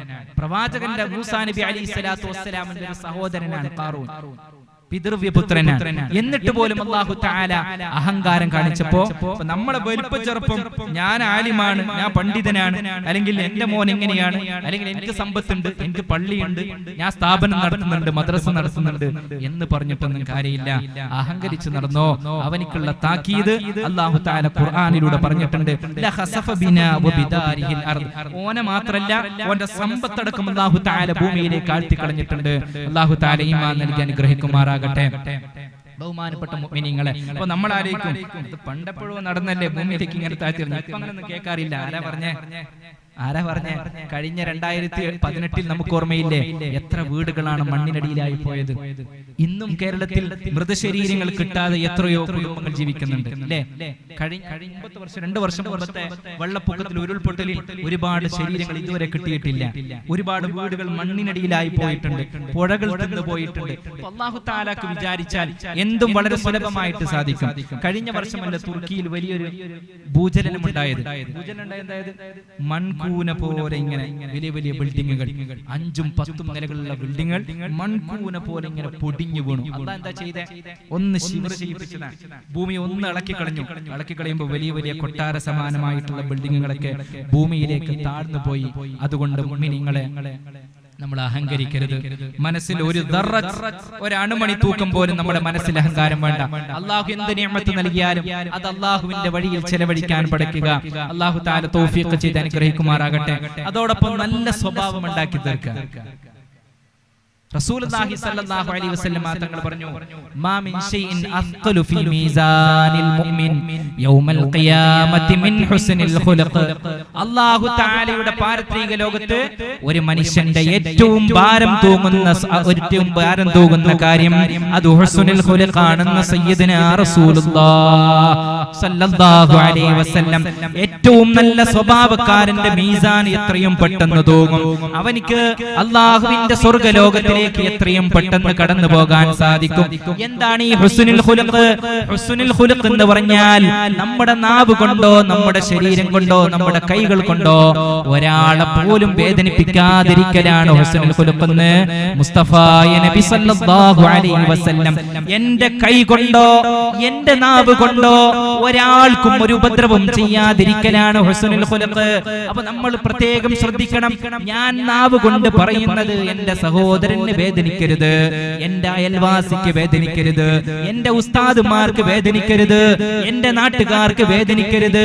എന്റെ കൈ എടുത്തു വെക്കുന്നത് മറ്റൊരാൾക്ക് ഉപദ്രവമാവരുത്. അല്ലേ? നമ്മൾ കൈവെക്കണ്ട. നമ്മളെ എന്തെങ്കിലും സ്വത്ത്, നമ്മൾ കാർ പാർക്ക് ചെയ്യാൻ എല്ലാ ദിവസവും കാർ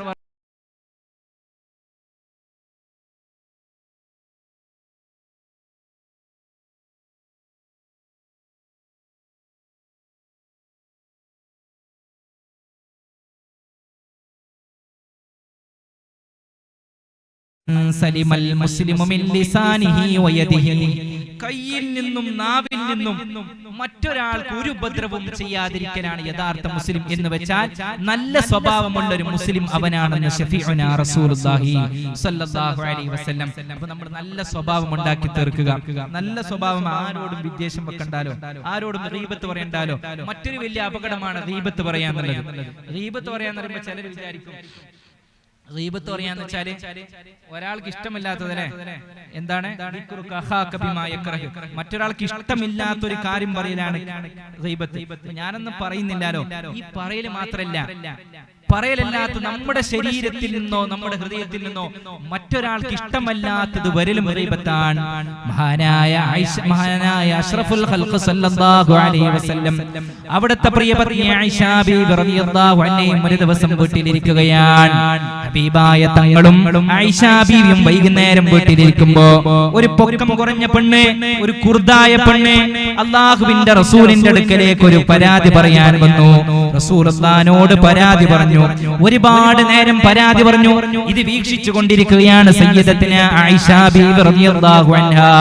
ഇങ്ങനെ വീക്ഷിച്ചു കൊണ്ടേയിരുന്നു. എന്നിട്ട് പരാതി കഴിഞ്ഞിട്ട് ആ പെണ്ണ് തിരിച്ചു പോകുന്നു. പൊക്കം കുറഞ്ഞ പെണ്ണാണ്. അപ്പോഴാണ് ആയിഷ ബീവി റളിയല്ലാഹു അൻഹാ ഹബീബായ തങ്ങളെ വിളിച്ചു, യാ റസൂലല്ലാഹ്, ഇങ്ങനെ കാണിച്ചു. അതായത് പൊക്കം കുറഞ്ഞാൽ നമ്മൾ കയ്യിൽ ഒരു ആക്ഷൻ കാണിക്കൂലേ, ഇങ്ങനെ കാണിക്കാം. കുർദായ പെണ്ണാണ്, ചോട്ടയാണ് എന്ന് കാണിച്ചു. അപ്പോഴാണ് മുസ്തഫ നബി തങ്ങൾ ചോദിക്കുന്നത്, അതബഗിയ ആയിഷ, ഓ ആയിഷ, നീ ഗീബത്ത് പറയുകയാണോ? ആ പെണ്ണിന് ഇത് കണ്ടാൽ ഇഷ്ടപ്പെടുമോ? ആ പെണ്ണിനെ പൊക്കം കുറഞ്ഞത് തന്നെയാണ്, സത്യം തന്നെയാണ് അല്ലെ, ഉള്ളത് തന്നെയാണ്, ഉള്ളതിനെയാണ് പറയുന്നത്. ഇങ്ങനെ പൊക്കം കുറഞ്ഞതായിട്ട് കാണിക്കാൻ ആ പെണ്ണിത് കണ്ടാൽ ഇഷ്ടപ്പെടുമോ യാ ആയിഷ എന്ന് മുസ്തഫ നബി തങ്ങൾ ആയിഷ ബീവിയോട് തിരുത്തുകയാണ്. അപ്പൊ ഉള്ളത് മറ്റൊരാൾക്ക് ഇഷ്ടമില്ലാത്ത പറയുമ്പോ ഗീബത്താണ്, ഇല്ലാത്ത പറയുമ്പോ അത് കളവായി മാറും. ഇല്ലാത്ത പറയാൻ, ഉള്ളത് അയാൾക്ക് ഇഷ്ടമില്ലാത്ത പറയാൻ. ചിലപ്പം നമ്മളുണ്ടാവും ഇങ്ങനെ സംസാരിച്ചുകൊണ്ടിരിക്കുമ്പോ ബാക്കിൽ നിന്ന് റിയാക്ഷൻ ഇല്ല, ഇവനൊന്നും കൊള്ളൂല, ഇങ്ങനെ ബാക്കിൽ നിന്ന് റിയാക്ഷൻ എടുക്കാം. അത് അയാൾ കണ്ടാൽ ഇഷ്ടപ്പെടുമോ? അയാൾക്ക് തൃപ്തി ഉണ്ടാകുമോ? അതൊക്കെ ഗീബത്തിൽ പെടുമെന്ന് മുസ്തഫ നബി സല്ലല്ലാഹു അലൈഹി വസല്ലം. അപ്പോൾ നമ്മുടെ നാവ് കൊണ്ടോ, നമ്മുടെ അവയവങ്ങളെ കൊണ്ടോ, നമ്മുടെ ശരീരത്തിന്റെ ഒരു ഭാഗങ്ങളെ കൊണ്ടോ, നമ്മുടെ സമ്പത്തിനെ കൊണ്ടോ ഒരാൾക്കും ഒരു ഉപദ്രവവും ഉണ്ടാവാൻ പാടില്ല. അല്ലാഹു തആല തൗഫീഖ് ചെയ്ത് അനുഗ്രഹിക്കുമാറാകട്ടെ. ഇവിടെ ഒരുപാട് യുവാക്കളുണ്ട്. ഈ നാടിന്റെ ഈ പരിപാടി വിജയിക്കാൻ വേണ്ടിയിട്ട് അഹോരാത്രം പരിശ്രമിച്ച ഒരുപാട് യുവാക്കളുണ്ട്. അല്ലാഹു അവർക്ക് തക്കതായ പ്രതിഫലം നൽകി അനുഗ്രഹിക്കുമാറാകട്ടെ. ഇതിനു വേണ്ടിയിട്ട് പിന്നിൽ പ്രവർത്തിച്ച കമ്മിറ്റി ഭാരവാഹികൾ, നമ്മുടെ നല്ലവരായ നാട്ടുകാർക്ക് അല്ലാഹു അവർക്ക് എല്ലാ കാര്യത്തിലും ഖൈർ നൽകി അനുഗ്രഹിക്കുമാറാകട്ടെ. നമ്മളൊക്കെ ആഗ്രഹിക്കുന്നത് വരുന്ന ഒരു തലമുറ നന്നായിട്ട് വരണമെന്നാണ്. ഈ ദീനിന്റെ അന്തരീക്ഷം ഇവിടെ തന്നെ നിലനിൽക്കണം. ഇനി വരുന്ന ഒരു തലമുറ, യാജിയക്കന്മാർ പോയാലും ഇനി വരുന്ന ദീർഘായുസ് നൽകി അനുഗ്രഹിക്കട്ടെ. ഇനി വരുന്ന തലമുറ ഈ ദീനിനെ നിലനിർത്തണമെന്നാണ് നമ്മൾ ആഗ്രഹിക്കുന്നത്. പക്ഷെ പലപ്പോഴായിട്ട് ചിലപ്പോൾ പേടി തോന്നാറുണ്ട് പല നാടുകളിലും, ഈ കുട്ടികൾ പള്ളിയിലേക്ക് വരുമോ എന്ന് വെച്ചാല് ജുമുഅക്ക് തന്നെ വരുന്നത് വലിയ കഷ്ടിച്ചിട്ടാണ്. 5 വക്തത്തിൽ ഏതെങ്കിലും ഒരു വക്ത് നിസ്കരിച്ചാലായി, 5 വക്തത്തിൽ ഏതെങ്കിലും ഒരു വക്ത് നിസ്കരിച്ചാലായി. ഉമ്മമാരെ, നിങ്ങളുടെ മക്കളോട് ഇന്ന് ചോദിച്ചോക്ക്, ഇന്ന് അതായിട്ട് നിസ്കരിച്ച നിസ്കാരങ്ങൾ ഏതൊക്കെയാണ്? അപ്പൊ നിസ്കരിക്കാത്ത ഒരു സമൂഹം ഉള്ളിടത്തോളം കാലം ഈ ദീൻ ഇവിടെ നിലനിർത്താൻ സാധിക്കുകയില്ല. നമ്മുടെ മക്കളെ നന്നാക്കുകയും ഇവിടെ ഈ ദീനിന്റെ പരിസരം ഉണ്ടാക്കുകയും ചെയ്യണമെങ്കിൽ ഒരൊറ്റൊരു കാര്യം ശ്രദ്ധിച്ചാൽ മതി. പലരും ദിക്റും ഖുർആനോത്തും ഒക്കെ പറയാറുണ്ട്. ഞാൻ പറയുന്നത്, എനിക്ക് മനസ്സിലായത് 5 വഖ്ത് അദാ ആയിട്ട് നിസ്കരിച്ചോ, ഓൻ ഈ ദീനിലാണ്, ഓൻ ഈ കാലത്ത് ഏറ്റവും വലിയ സൂഫിയാണ്. അതാ ആയിക്കൊണ്ട് സ്വബോധത്തോടുകൂടെ 5 വഖ്ത് ഒരാൾ നിസ്കരിച്ചു കഴിഞ്ഞാൽ ഓൻ ഈ കാലത്ത് ഏറ്റവും വലിയ സൂഫിയാണ്. ഓനെ കുറിച്ചിട്ട് ഒരു ഉമ്മയും ഒരു ഉപ്പയും ടെൻഷൻ അടിക്കണ്ട, ഒരു ബേജാറാവണ്ട. എന്ത് ചെയ്യണം? 5 വഖ്ത് നിസ്കാരം അതാ ആയിട്ട് നിസ്കരിക്കുകയാണെങ്കിൽ അല്ലാഹു നമ്മുടെ മക്കളെ നന്നാക്കി തരുമാറാകട്ടെ. ഈ നാട്ടുകാർ മോശമാണെന്നല്ല, കാരണം നാട്ടുകാരൊക്കെ എന്റെ നാട്ടുകാരാണ്, എന്റെ അനുജന്മാരും ജ്യേഷ്ഠന്മാരും ഒക്കെയാണ്. അപ്പോ ഇനി വരാൻ പോകുന്ന ഒരു തലമുറയെ നമ്മൾ ശ്രദ്ധിക്കേണ്ടത്, അവരെ പിടിച്ചിരുത്തുന്നതിന് പകരം അവർക്ക് ആദ്യമായിട്ട് അവർക്ക് പറഞ്ഞു കൊടുക്കേണ്ടത് 5 വഖ്ത് നിസ്കാരം നിലനിർത്താൻ വേണ്ടിയിട്ടാണ്. അതിന് നമ്മൾ കുറ്റം പറയും, പള്ളിയിൽ ഉസ്താദ് ശരിയായിട്ടില്ല, മദ്രസ ഉസ്താദ് എന്താ നിസ്കരിപ്പിക്കുന്നില്ല. മദ്രസ ഉസ്താദിന്റെ അടുത്ത് 1.5 മണിക്കൂറാണ്, 2 മണിക്കൂറാണ്. ബാക്കി നിസ്കാരത്തിന്റെ വഖ്തൊക്കെ ആരെടുത്താ? ഉമ്മാന്റെ അടുത്തോ ഉപ്പാന്റെ അടുത്തോ പിടിച്ച് നിസ്കരിപ്പിക്കണം. എന്നുവെച്ചാൽ ബലം പ്രയോഗിക്കണം എന്നല്ല, അല്ലെ, അടിക്കാന്നാണ്, അടികേസാണ്. എങ്ങനെയൊക്കെ മക്കളെ 5 വഖ്ത് നിസ്കാരം ഖളാ ആക്കാതെ ഒരു മക്കളെ കൊണ്ടുപോകാൻ സാധിക്കുമോ, അങ്ങനെയൊക്കെ മക്കളെ 5 വഖ്ത് നിസ്കരിപ്പിക്കാൻ ശ്രമിക്കണം. അതാ ആയിട്ട് ഒരു മകൻ 5 വഖ്ത് നിസ്കരിക്കുന്നുണ്ടോ, അവനെ കുറിച്ചിട്ട് നമ്മൾ ടെൻഷൻ അടിക്കേണ്ട ആവശ്യമില്ല.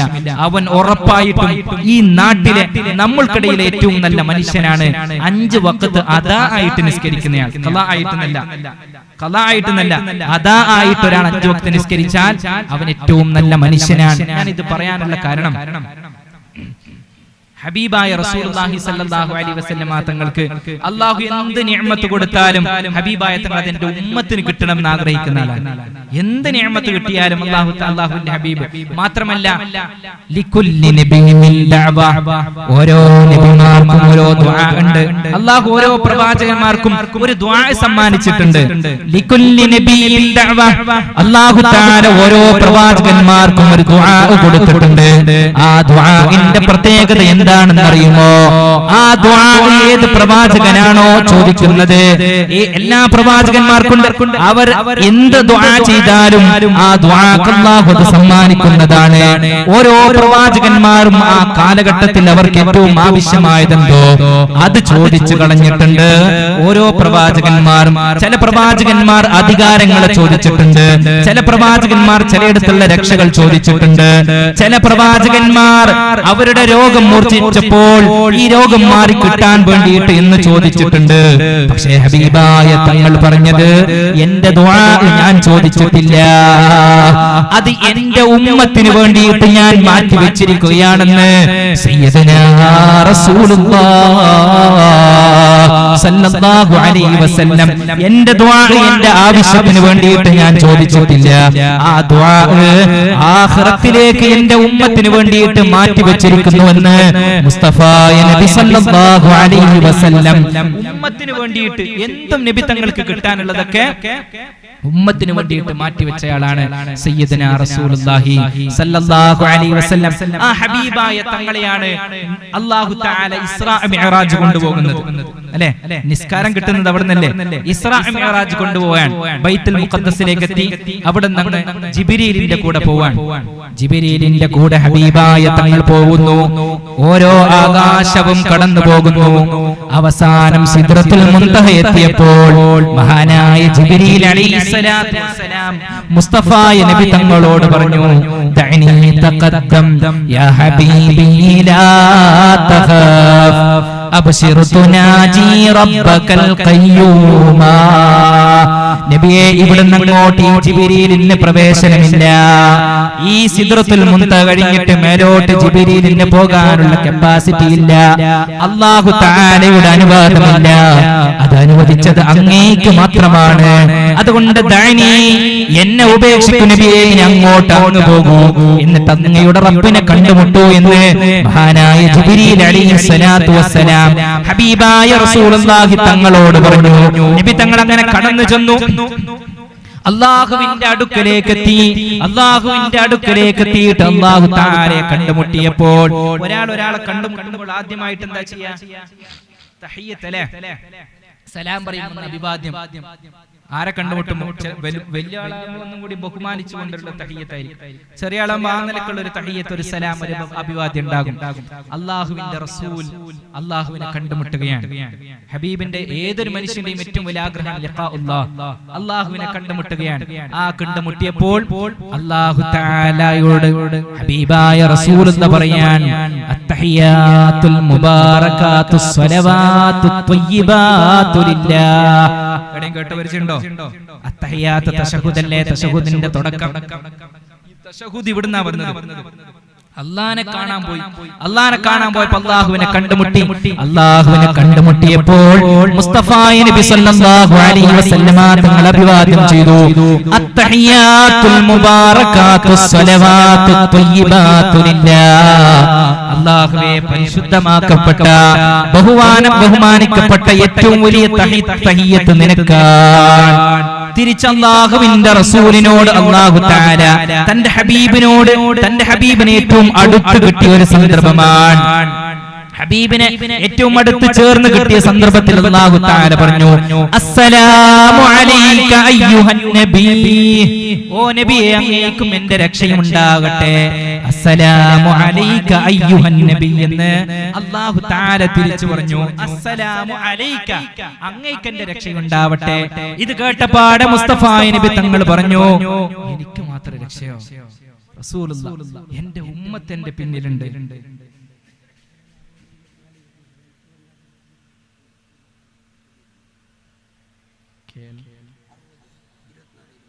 KL60 24 എന്നൊരു വണ്ടി ലൈറ്റ് ഓൺ ആക്കി ഇട്ടിട്ടുണ്ട്. അത് എത്രയും പെട്ടെന്ന് ഓഫാക്കി കൊടുക്കണമെന്ന് സംഘാടക സമിതി വേണ്ടിയിട്ട് അറിയിക്കുന്നു. അപ്പൊ തിരിച്ച് അല്ലാഹുവിന്റെ റസൂലിനോട് അല്ലാഹു തആല പറഞ്ഞു, അസ്സലാമു അലൈക അയ്യുഹൻ നബി, ഓ നബിയേ അങ്ങേയ്ക്ക് എന്റെ രക്ഷയുണ്ടാകട്ടെ എന്ന് ഹബീബായ തങ്ങളോട് പറഞ്ഞപ്പോൾ മുസ്തഫായ നബി തങ്ങൾ പറഞ്ഞു, അല്ലാഹുവേ എനിക്ക് മാത്രം രക്ഷയോ, എനിക്ക് മാത്രം രക്ഷയോ, എന്റെ ഉമ്മത്ത് അവിടെയുണ്ട്, അവർക്കും നിന്റെ രക്ഷ വേണം. അപ്പോഴാണ് അല്ലാഹു തആല പറയുന്നത്, അസ്സലാമു അലൈനാ വഅലാ ഇബാദില്ലാഹി സ്വാലിഹീൻ. ഇത് മുസ്തഫായ നബി തങ്ങൾ ചോദിക്കുന്നതാണ്. അസ്സലാമു അലൈനാ, എനിക്ക് മാത്രം രക്ഷ പോരാ, അസ്സലാമു അലൈനാ ഞങ്ങൾക്കും കൂടി രക്ഷ വേണം. എന്റെ ഉമ്മത്ത് എന്റെ പിന്നിലുണ്ട്, അവർ ഖിയാമത്ത് നാൾ വരെ വരുന്നവരുണ്ട്, അവർക്കൊക്കെ നിന്റെ രക്ഷ വേണം.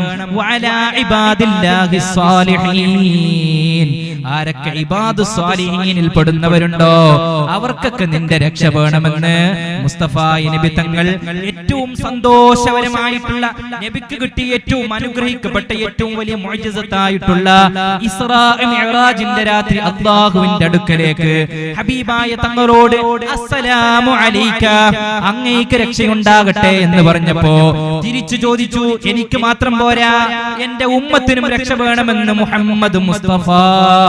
ഏത് സന്ദർഭത്തിലും നമ്മളെ മറന്നു പോകാത്ത നബിയാണ് നബി മുഹമ്മദ് മുസ്തഫ. ഞാൻ പറഞ്ഞല്ലോ, എല്ലാ പ്രവാചകന്മാർക്കും ദുആ കൊടുത്തപ്പോൾ അല്ലാഹുവിന്റെ റസൂല് പറഞ്ഞത്, എന്റെ ദുആ ഞാൻ വിനിയോഗിക്കുന്നില്ല, അത് ഞാൻ എന്റെ ഉമ്മത്തിനെ ആഖിറത്തിലേക്ക് മാറ്റി വെക്കുകയാണെന്ന് ശഫീഉനാ റസൂലുള്ളാഹ് സല്ലല്ലാഹു അലൈഹി വസല്ലം.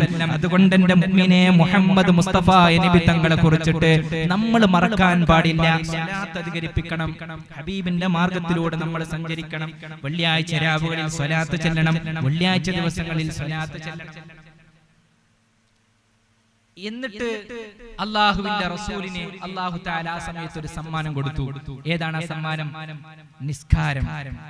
റസൂലുള്ളാഹിന്റെ സമ്മാനം നിസ്കാരമല്ല, റസൂലുള്ളാഹിന്റെ സമ്മാനം നിസ്കാരമല്ല, റസൂലുള്ളാഹിന്റെ സമ്മാനം അല്ലാഹുവിനെ കണ്ടുമുട്ടലാണ്. അപ്പൊ റസൂലുള്ളാഹിന്റെ സമ്മാനം അള്ളാഹുവിനെ കണ്ടുമുട്ടലാണെങ്കിൽ അള്ളാഹുവിന്റെ റസൂല് തിരിച്ചു പോരോ? അള്ളാഹുവിന്റെ ഉമ്മത്തിനും കൂടി അള്ളാഹിനെ കണ്ടുമുട്ടണ്ടേ? റസൂലുള്ളാഹിക്ക് മഹാനായ ഇബ്നു അബ്ബാസ് റളിയല്ലാഹു അൻഹു ആയിഷ ബീബി റളിയല്ലാഹു അൻഹയും തമ്മിൽ ഒരു തർക്കം നടക്കുന്നുണ്ട്. ആ തർക്കം ഇതാണ്, റസൂലുള്ളാഹി തങ്ങളും അല്ലാഹു തആലയും ഇസ്രാ മിഅ്റാജിന്റെ രാത്രി കണ്ടുമുട്ടിയത് അത് ഡയറക്റ്റ് ആയിട്ടാണോ അല്ലതൊരു സ്വപ്നം പോലെയാണോ എന്ന തർക്കം. മഹാനായ ഇബ്നു അബ്ബാസ് റളിയല്ലാഹു അൻഹു എല്ലാവരും അംഗീകരിക്കുന്ന റഈസുൽ മുഫസ്സിരീൻ ഇബ്നു അബ്ബാസ് റളിയല്ലാഹു അൻഹുവിന്റെ പക്കൽ ഇബ്നു അബ്ബാസ് തങ്ങളുടെ വാദം എന്ന് പറയുന്നത് ഡയറക്റ്റ് ആയിക്കൊണ്ട് അല്ലാഹുവിനെ കണ്ടുമുട്ടിയെന്നാണ്. ആ ഡയറക്റ്റ് ആയിട്ട് കണ്ടുമുട്ടുക എന്നുള്ളതാണ് മുസ്തഫായ നബി തങ്ങൾക്ക് അല്ലാഹു കൊടുത്ത സമ്മാനം. അപ്പൊ റസൂലുള്ളാഹി തങ്ങൾ റസൂലുള്ളാഹിന്റെ ഉമ്മത്തിനും അല്ലാഹു തആലാനെ കണ്ടുമുട്ടാനുള്ള ഒരു അവസരമില്ലാതെ തിരിച്ചു വരുമോ? ഇല്ല. ആ കണ്ടുമുട്ടാനുള്ള ഒരു വഴിയാണ് അല്ലാഹു തആല കൊടുത്തത്, അസ്സലാത്ത്. നമുക്ക് അല്ലാഹുവിനെ കണ്ടുമുട്ടാൻ ഹബീബായ തങ്ങളെ നേരിട്ട് കൊണ്ടുപോയിട്ട് കാണിച്ചു കൊടുത്തു. ഉമ്മത്തിന് അല്ലാഹു തആലനെ കണ്ടുമുട്ടാനുള്ള ഒരു ഓപ്ഷൻ കൊടുത്തതാണ് നിസ്കാരം. അപ്പൊ നമ്മൾ നിസ്കരിക്കുമ്പോ അല്ലാഹുവിന്റെ മുമ്പിലാണ്, അല്ലാഹുവിനെ കണ്ടുമുട്ടുകയാണ്, അല്ലാഹുവിന്റെ മുമ്പിലാണ് സുജൂദ്, അല്ലാഹുവിന്റെ മുമ്പിലാണ് റുകൂഅ്, റബ്ബിനോടുള്ള സംഭാഷണത്തിലാണ് ഞാൻ എന്നൊരു ബോധത്തോടു കൂടെ നമ്മൾ നിസ്കരിക്കണം. അപ്പോഴാണ് നിസ്കാരത്തിന്റെ ഖുശൂഉം തഖ്വയൊക്കെ വരുന്നത്. അല്ലാതെ എന്തെങ്കിലും ഒരു കുത്തിമറി നമ്മളിൽ ആവരുത്. നിസ്കാരത്തിനെ പറ്റി പറഞ്ഞത് അല്ലേ, നിസ്കാരത്തിനെ പറ്റി പറഞ്ഞത് നമ്മളൊക്കെ ഒരു സൂറത്ത് ഓതാറില്ല, റഅയ്തല്ലദീ യുകദ്ദിബു ബിദ്ദീൻ ഫദാലികല്ലദീ യദഉൽ യതീം വലാ യഹുദ്ദു അലാ തുആമിൽ മിസ്കീൻ ഫവൈലുൽ ലിൽ മുസല്ലീൻ. നിസ്കരിക്കുന്നവർക്ക് വൈലെന്ന നരകമുണ്ടെന്ന് ഖുർആൻ. സല്ലാ യുസല്ലി മുസല്ലിയാൻ, നിസ്കരിക്കുന്നവർക്ക് വൈലെന്ന നരകമുണ്ടെന്ന് ഖുർആൻ. ഏത് നിസ്കാരമാണെന്നറിയുമോ? അല്ലദീന ഹും അൻ സ്വലാത്തിഹിം സാഹൂൻ.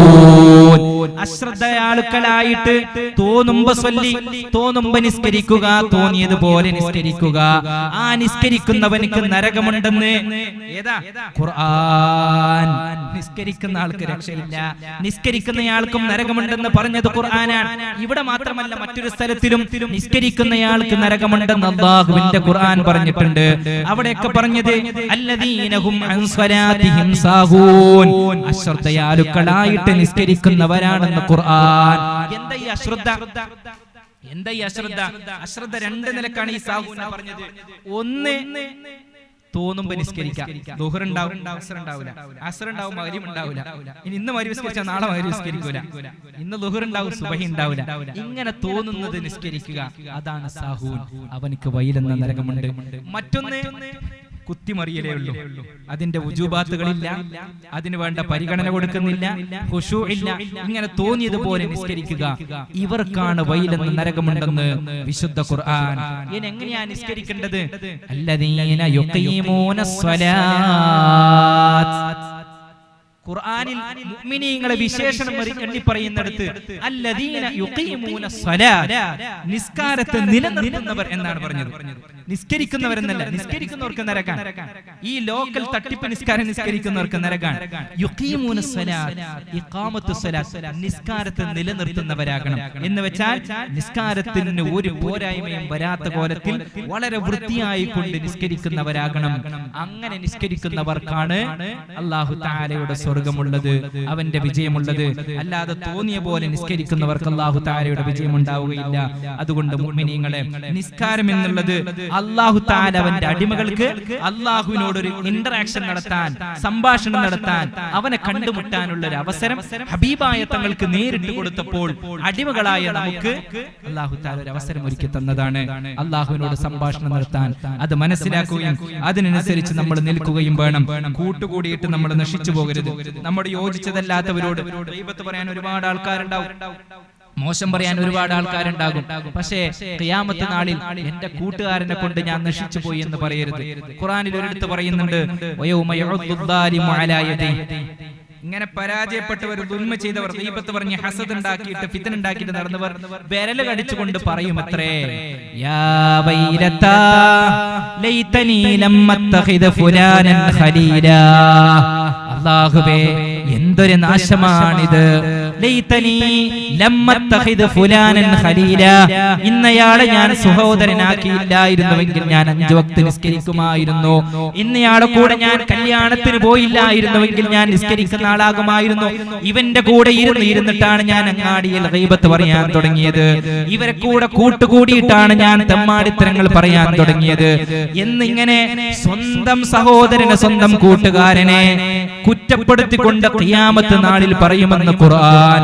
യാ ലൈതനി യാ വൈലതാ ലൈതനി ലം അത്തഖിദ ഫുലാനൻ ഖലീലാ ലഖദ് അദല്ലനി അനി ദിക്ർ. എന്നെ ഈ നിസ്കാരത്തിൽ നിന്ന് പിന്തിരിപ്പിച്ചത് ഇവനാണ്, എന്റെ കൂട്ടുകാരനായ ഇവനാണ്. ഞാൻ നല്ല മനുഷ്യനാണ്, എന്റെ വാപ്പ നല്ലവനാണ്, എന്റെ വാപ്പ നല്ല സ്വഭാവക്കാരനാണ്. പക്ഷേ എന്നെ ഈ സ്വഭാവത്തിൽ നിന്ന് പിന്തിരിപ്പിച്ചത്, എന്നെ ഈ കടയിലേക്ക് കൊണ്ടുപോയത്, നിസ്കാരം ഖദാക്കുന്നതിടത്തേക്ക് എന്നെ കൊണ്ടെത്തിച്ചത്, എന്നെ മറ്റുള്ള സഭകളിലേക്ക് കൊണ്ടുപോയത്, എന്നെ അല്ലാഹുവിന്റെ ദിക്റിൽ നിന്ന് തെറ്റിച്ചു കളഞ്ഞത് എന്റെ ഈ കൂട്ടുകാരനാണ്. ലഖദ് അദല്ലനി അനി ദിക്ർ. ഇവനാണ് എന്നെ ഫിത്നയിൽ അകപ്പെടുത്തിയതെന്ന് ഖിയാമത്ത് നാളിൽ കൂട്ടുകാരനെ പറ്റിയിട്ട് പറയുമെന്ന് വിശുദ്ധ ഖുർആൻ. കൂട്ടുകൂടുന്ന ചങ്ങാതിമാർ നല്ലവരെ നോക്കിയിട്ട് കൂട്ടുകേടുക. നമുക്ക് അവസാനം അവരെ കൊണ്ട് പരാജയപ്പെട്ടു പോയി എന്ന് നമുക്കൊരവസ്ഥ ഉണ്ടാവരുത്. അതുപോലെ തന്നെ മക്കളും വാപ്പമാരെ പറ്റിയിട്ടും ഉമ്മമാരെ പറ്റിയിട്ടും എന്റെ ഉമ്മയാണ്, എന്റെ വാപ്പയാണ് എന്നെ നന്മയിൽ നിന്ന് പിന്തിരിപ്പിച്ചത് എന്ന് പറയുമെന്ന് ഹദീസുകളിൽ കാണാൻ സാധിക്കും. അല്ലെ, കുല്ലു മൗലൂദിൻ യൂലദു അലൽ ഫിത്ര. നല്ല രീതിയിലാണ് മക്കളെ അല്ലാഹു നമുക്ക് നൽകുന്നത്. കുല്ലു മൗലൂദിൻ യൂലദു അലൽ ഫിത്ര. ഫിത്രത്ത് എന്ന് പറഞ്ഞാൽ ഒന്നും നന്മ അറിയില്ല, തിന്മ അറിയില്ല. ഫിത്രത്ത് എന്ന് പറഞ്ഞാൽ ഒരു കുട്ടി ജനിക്കുമ്പോ നന്മ എന്താണ് തിന്മ എന്താണെന്ന് അറിയില്ല, ഒന്നും അറിയില്ല. ശുദ്ധമായ മനസ്സോടു കൂടിയാണ് ഓരോ കുട്ടിയും ഭൂമി ലോകത്തിലേക്ക്, ഓരോ വ്യക്തിയും ഭൂമി ലോകത്തിലേക്ക് വരുന്നത്. പിന്നെ ഓനെ വേണ്ടതൊക്കെ പഠിപ്പിച്ചു കൊടുക്കുന്നത് വാപ്പയും ഉമ്മയുമാണ്. പിന്നെ അവരെ വേണ്ടതൊക്കെ പഠിപ്പിച്ചു കൊടുക്കുന്നത്. വാപ്പ നല്ലത് പഠിപ്പിച്ചിട്ടുണ്ട്, നല്ലത് ശീലിപ്പിച്ചിട്ടുണ്ട്, നല്ലത് കാണിച്ചിട്ടുണ്ടെങ്കിൽ ആ മാർഗത്തിലേക്ക് പോകും. വാപ്പ മറ്റൊരു രീതിയിലാണ്, വാപ്പ നിസ്കരിക്കാതെ നിൽക്കുന്നുണ്ട്, സുബഹിക്ക് എണീക്കുന്നില്ല, 8 മണിക്കാണ് എണീക്കുന്നത്, ആ നിലക്കാണെങ്കിൽ മക്കൾ ആ നിലക്ക് പോകും. അവരുടെ ഉത്തരവാദിത്തം വാപ്പമാർക്ക് തന്നെയാണ്. അപ്പൊ കൂട്ടുകാരെ കൊണ്ടോ നമ്മുടെ വാപ്പമാർ മക്കൾക്കോ നല്ലത് പഠിപ്പിക്കണം. കൂട്ടുകാർ നല്ലവരെ തിരഞ്ഞെടുക്കണം. ഹദീസുകളിൽ കാണാൻ സാധിക്കും, ഒരാളെ നോക്കണമെങ്കിൽ അവന്റെ കൂട്ടുകാരനെ നോക്കിയാൽ മതി, കൂട്ടുകാരൻ എങ്ങനെയുണ്ട് നോക്കിയാൽ മതി, കൂട്ടുകാരന്റെ സ്വഭാവം എങ്ങനെയാണോ അങ്ങനെ ആയിരിക്കും അവന്റെ സ്വഭാവം എന്ന് ഹദീസുകളിലൂടെ കാണാൻ സാധിക്കും. അതുകൊണ്ട് എന്റെ മുഅ്മിനീങ്ങളെ, നമ്മുടെ നാട്ടുകാർ, ഞാൻ ഈ പറഞ്ഞതിന്റെ ആകത്തുക, ഒരാൾക്കും നമ്മുടെ നാട്ടിലുള്ള ഒരാൾക്കും പരസ്പരം ഹസദ് ഉണ്ടാവരുത്. ഒരാളോടും കിബർ വെക്കരുത്, പകവച്ചുകൊണ്ട് നടക്കരുത്, ഹസദ് നടത്തരുത്, ഒരാളെ കുറിച്ചിട്ട് മോശം പറയാൻ പോകരുത്. നമ്മൾ നല്ലവരായിട്ട് നിൽക്കുക. നമുക്കൊരാൾക്ക് എത്രത്തോളം ഉപകാരം ചെയ്യാൻ പറ്റുമോ അത്രത്തോളം ഉപകാരം ചെയ്യുക. ഒരാളെയും നമ്മുടെ നാവ് കൊണ്ടോ നമ്മളെ തടി കൊണ്ടോ ഉപദ്രവം ചെയ്യാൻ പോകരുത്. ആ ഉപദ്രവം ചെയ്യുന്നിടത്തോളം കാലം നമ്മുടെ നന്മകൾ ഇങ്ങനെ മൈനസ് ആയിക്കൊണ്ടേ ഇരിക്കും. അല്ലാഹു തആല കാത്തുരക്ഷിക്കുമാറാകട്ടെ. അല്ലാഹു തആല നമ്മുടെ സംഗമങ്ങളൊക്കെ അല്ലാഹു വിജയിപ്പിച്ച് തരുമാറാകട്ടെ. ഇനി ഇതിനു വേണ്ടിയിട്ട് അഹോരാത്രം പരിശ്രമിക്കുന്ന നമ്മുടെ യുവാക്കളും കമ്മിറ്റി ഭാരവാഹികളും അല്ലാഹു തആല അവർക്ക് ഇരു ലോകത്തും പ്രതിഫലം നൽകി അനുഗ്രഹിക്കുമാറാകട്ടെ. നമ്മുടെ ഉസ്താദുമാർക്ക് അല്ലാഹു തആല ദീർഘായുസ്സ് നൽകി അനുഗ്രഹിക്കട്ടെ. നമ്മളിൽ നിന്ന് മരണപ്പെട്ടവർക്ക് അല്ലാഹു മഗ്ഫിറത്തും റഹ്മത്തും നൽകി അനുഗ്രഹിക്കുമാറാകട്ടെ. ഈ നാട് ഇതേ അന്തസ്സോടെ റാഹത്തോടെ ഖിയാമത്ത് നാൾ വരെ സന്തോഷത്തോടെ നമുക്ക് നീങ്ങാൻ അല്ലാഹു തആല തൗഫീഖ് ചെയ്ത് അനുഗ്രഹിക്കുമാറാകട്ടെ. ദുആ വസിയത്തോടെ നിർത്തുന്നു. വാഖിറു ദഅവാനാ അൽഹംദുലില്ലാഹി റബ്ബിൽ ആലമീൻ. അസ്സലാമു അലൈക്കും വറഹ്മത്തുള്ളാഹി തആല വബറകാതുഹു.